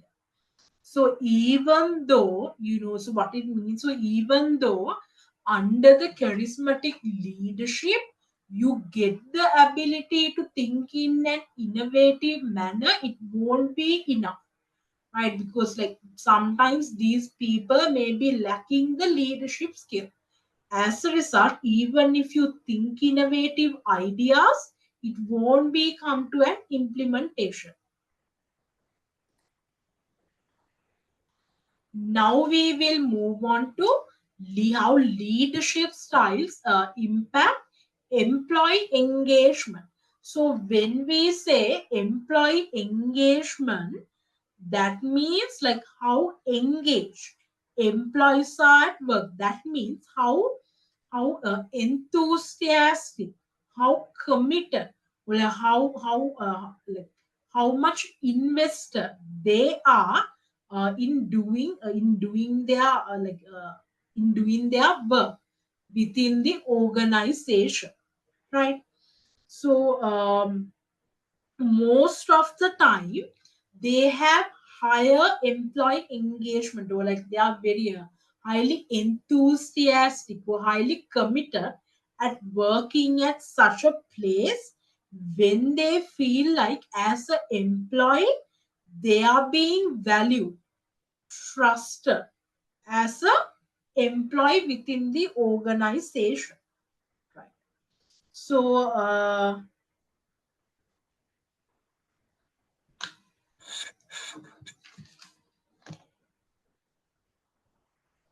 So I have taken Google as an example here. So when it comes to Google, they have leadership style that's a combination of transformational and servant. So then you can understand most of the time they really do give like a high focus to serve their employees, and they encourage open communication and innovation, right? Also most of the time they introduce program or like things that helps employees to increase their potential, right? What happens as a result? So what happens as a result is employees, they feel trusted, like they feel valued, and especially I think they must be feeling thankful because this company thinks about us, and also it helps us to advance, it helps us to reach the best potential we can reach as a person. As a result, the engagement, like employee engagement, is really high. People are really committed to their projects, or maybe they are highly activated when it comes to collaboration or sharing their ideas. And that's the main reason that Google is still known as one of the best place to work.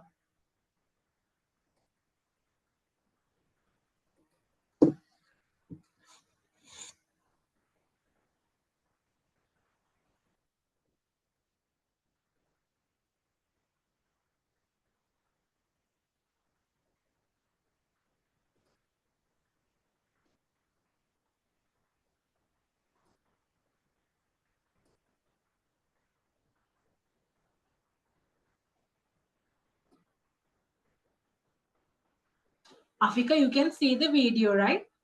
Yeah, ma'am.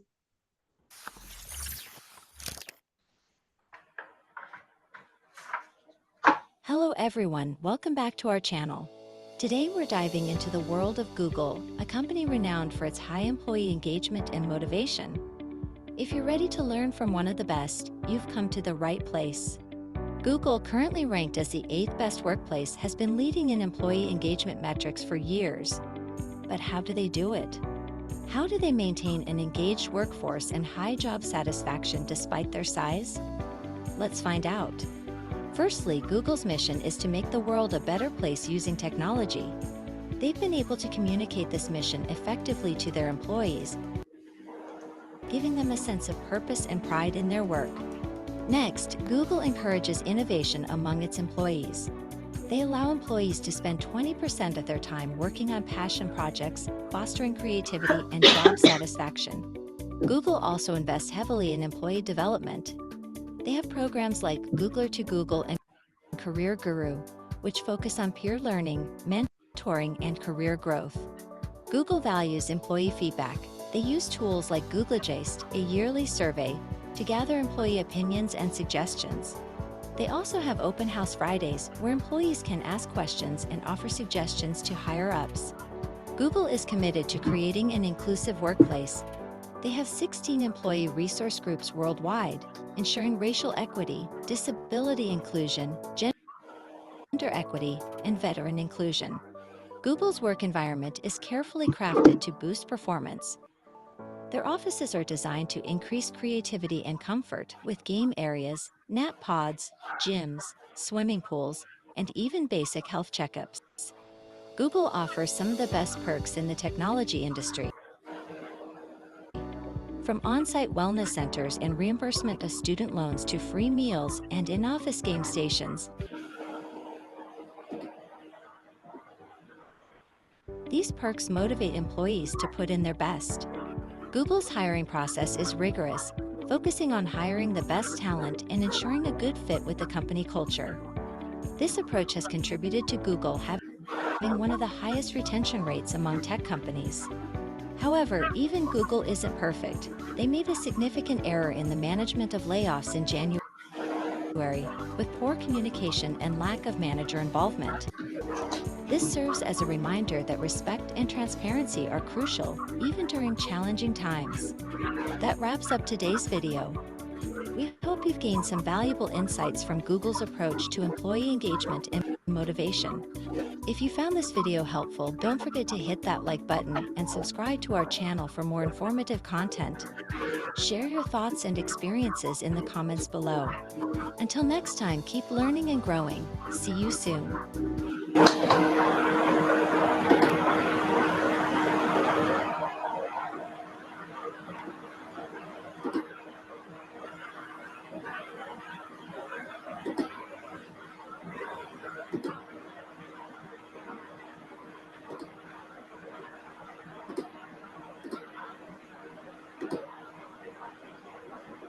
Afiq and Rifan, I hope you guys don't have any doubtful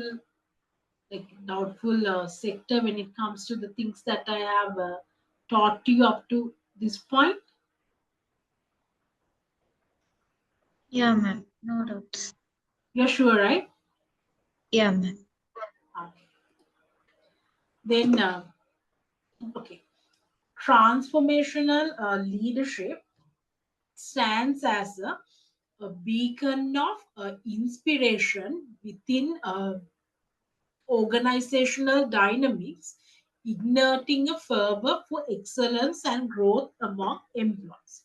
So, what it means is, especially under the transformational leadership, the leader always thinks helps the employees for them to reach the next best, the next the position they can. At its core, transformational leadership transcends the conventional transactional exchange of directive for compliance, instead fostering a profound connection between leader and their followers. So another way that the employees feel committed or more enthusiastic at working for an organization with transformational leader is due to the connection they have between the leader and the employee. Because when it comes to those type of organization, these leaders give very individual attention to who? The employees. So that's also beneficial for you. It helps you to reach the best potential you can.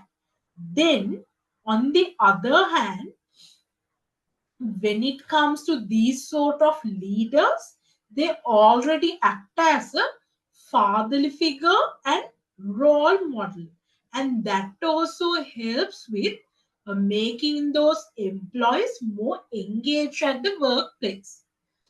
This style is characterized by visionary leadership. So, when it comes to those transformational lead, I told you they always adapt for change, and they do that with a very extraordinary vision they have: intellectual stimulation, individual consideration, and inspirational motivation.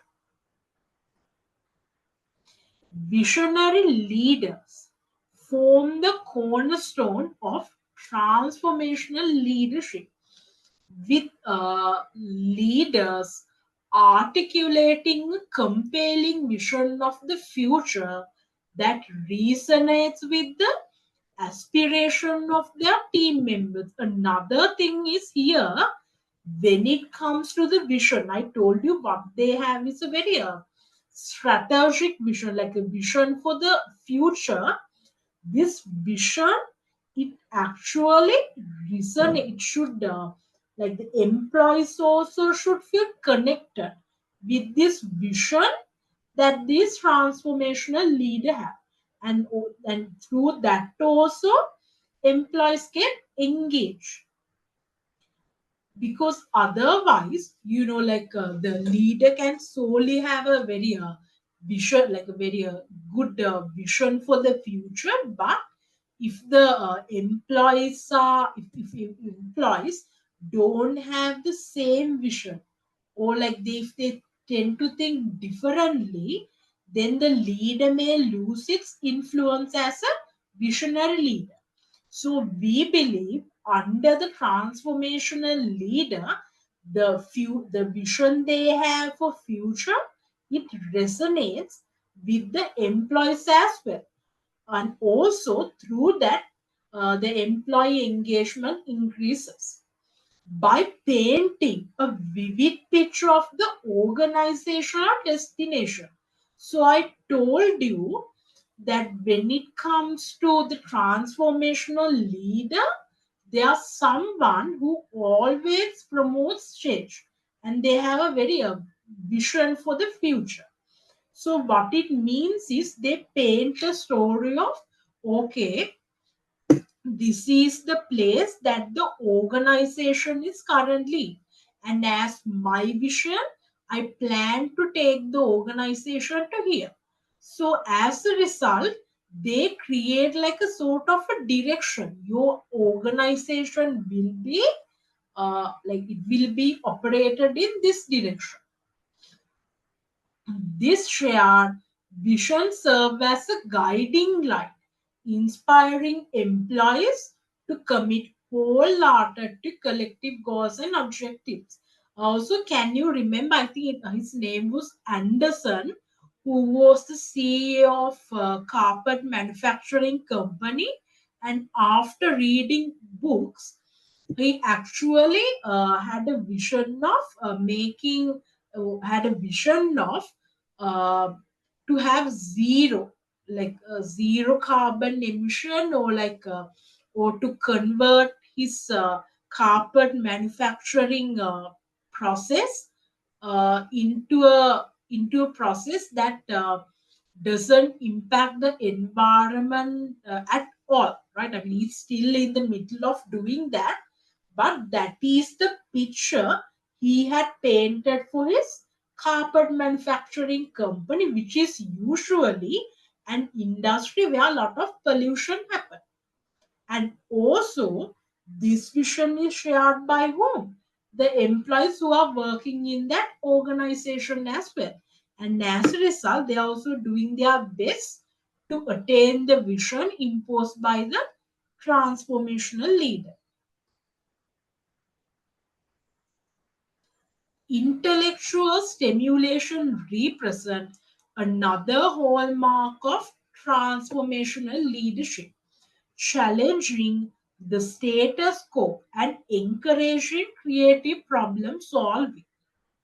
Leaders employing this style fosters a culture of innovation and intellectual curiosity, where employees are empowered to question assumptions, explore new ideas, and push the boundaries of conventional thinking. So, here, under the transformational leadership, you're always welcome to question the norm, or like to explore new ideas, or like to challenge the status quo, right? Again, this also like this also stimulate the employees to think in a creative manner, like it helps them to do something different again in a and finally, this increases the employee engagement.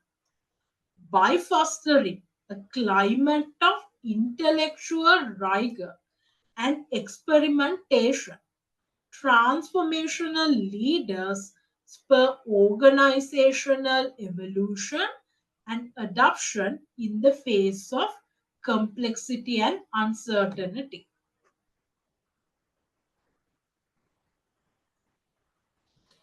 Individualized consideration underscore the personalized approach of transformational leaders toward their followers, recognizing and valuing the unique strength and aspirations of each individual. Through active listening, empathy, and mentorship, transformational leaders forge deep connection with their team members, fostering a sense of trust, respect, and loyalty. So, I several times I told you, under the transformational leadership, the leader helps you to reach the next potential, and the way that he or she does that is through by actively listening to what you are saying, or he or she is doing that by acting as a personal coach or mentor for you. Now that also facilitates employee engagement. This personalized approach cultivates a supportive environment where individual feels valued, empowered, and encouraged to unleash their full potential. Inspirational motivation represent the emotional heartbeat of transformational leadership, with leaders inspiring and energizing their followers through compelling storytelling, optimism, and enthusiasm. By articulating a compelling vision and fostering a shared sense of purpose, transformational leaders ignite the sense of passion and commitment among their team members. This inspiration transcends the mundane routines of daily work, imbuing tasks and challenges with meaning and significance. So, when you work for a transformational leader, you won't feel bored, right? Then we will move on to how transactional leadership impact the employee engagement. Transactional leadership, in stark contrast to its transformative counterpart, operates within the realm of clear expectation, reward, and consequences. This style strives on the premise of structured exchanges between leaders and followers, where compliance is rewarded and deviations are met with corrective actions. That means, so if you are not able to reach the given target, either it will result in a corrective actions or punishment.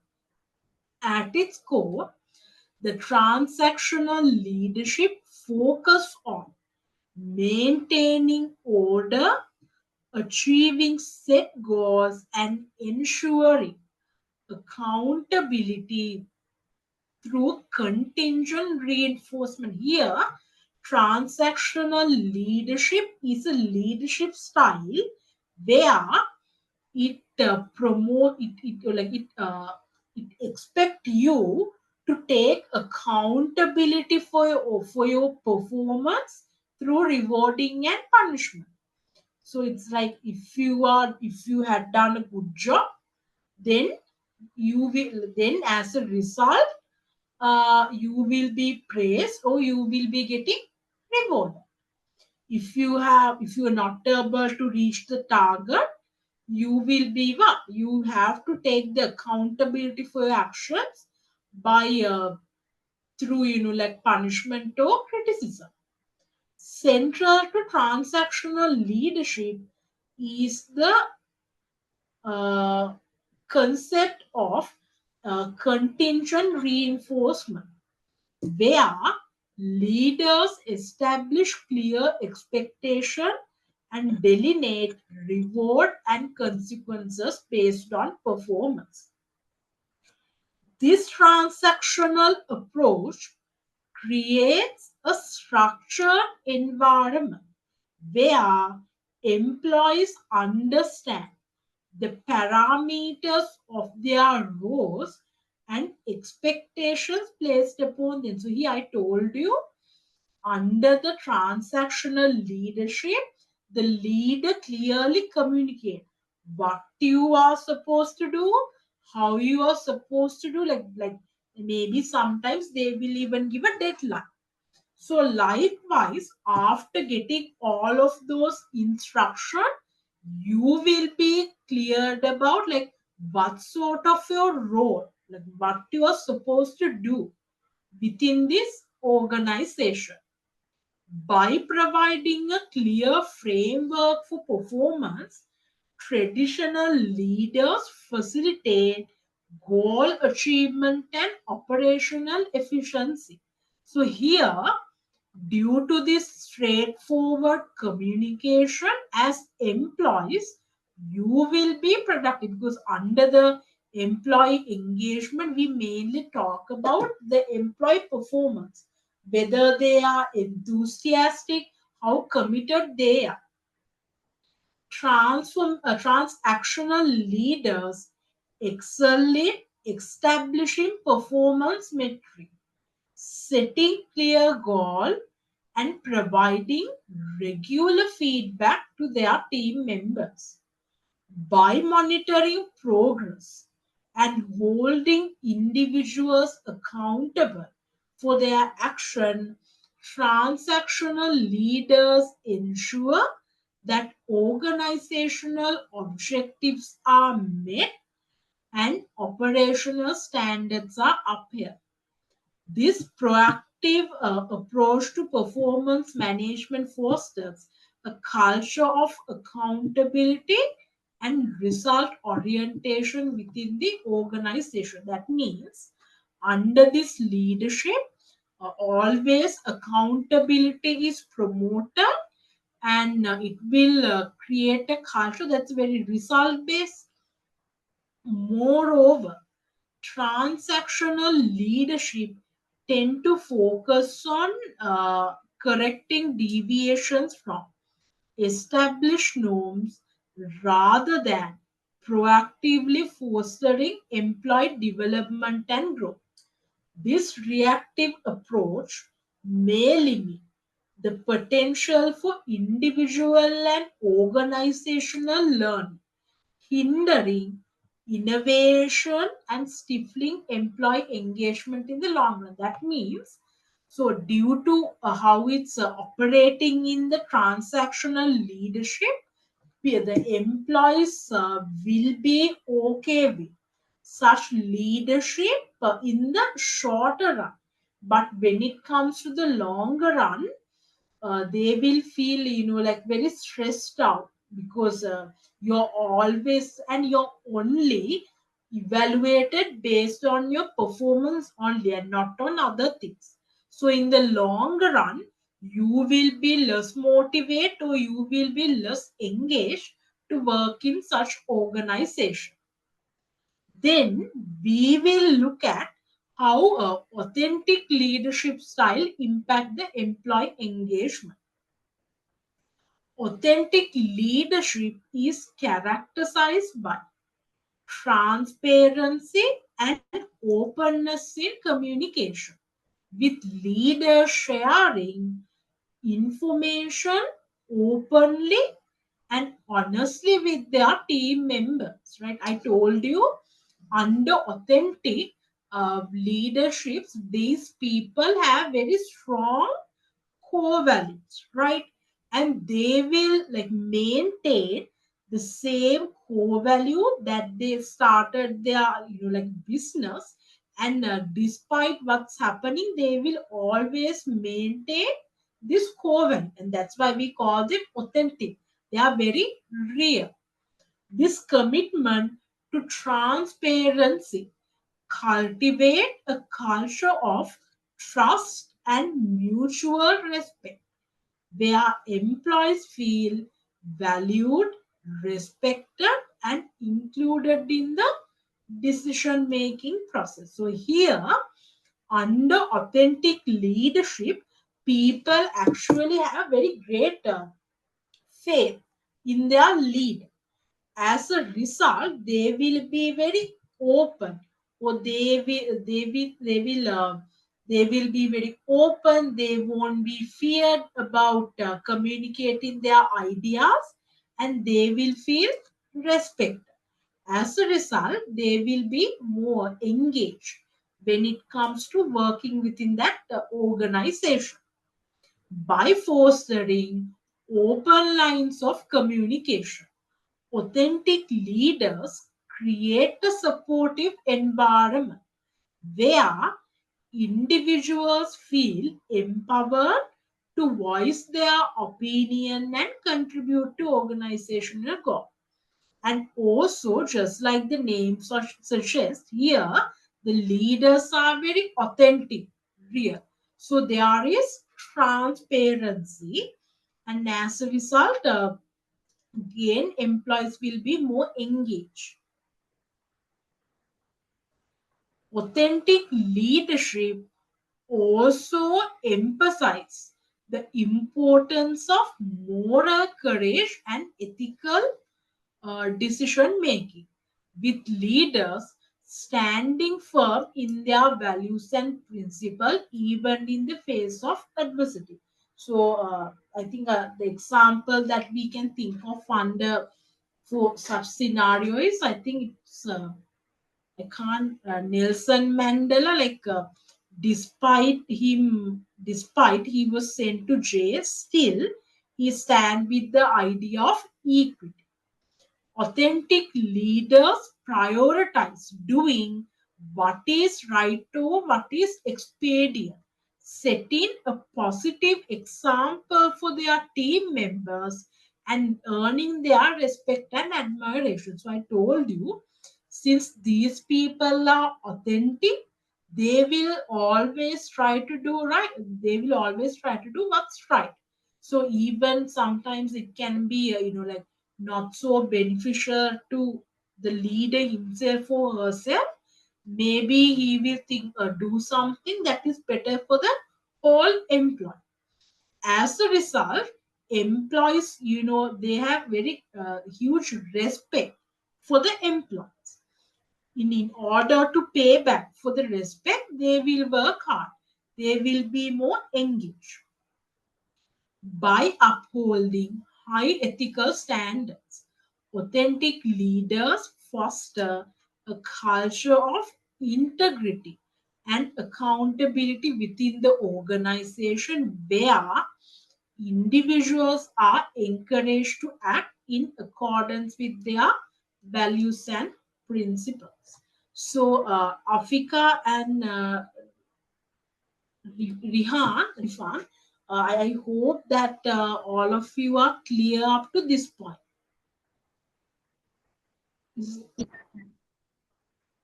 You're clear, right? Yeah.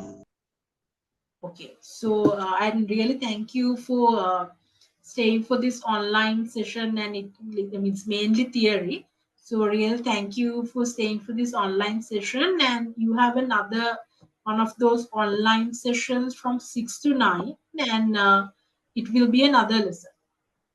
And I Okay. hope you joining for that one as well. Yeah, ma'am. Okay, okay. Thank you, and good night. Okay, thank you, ma'am. Good night.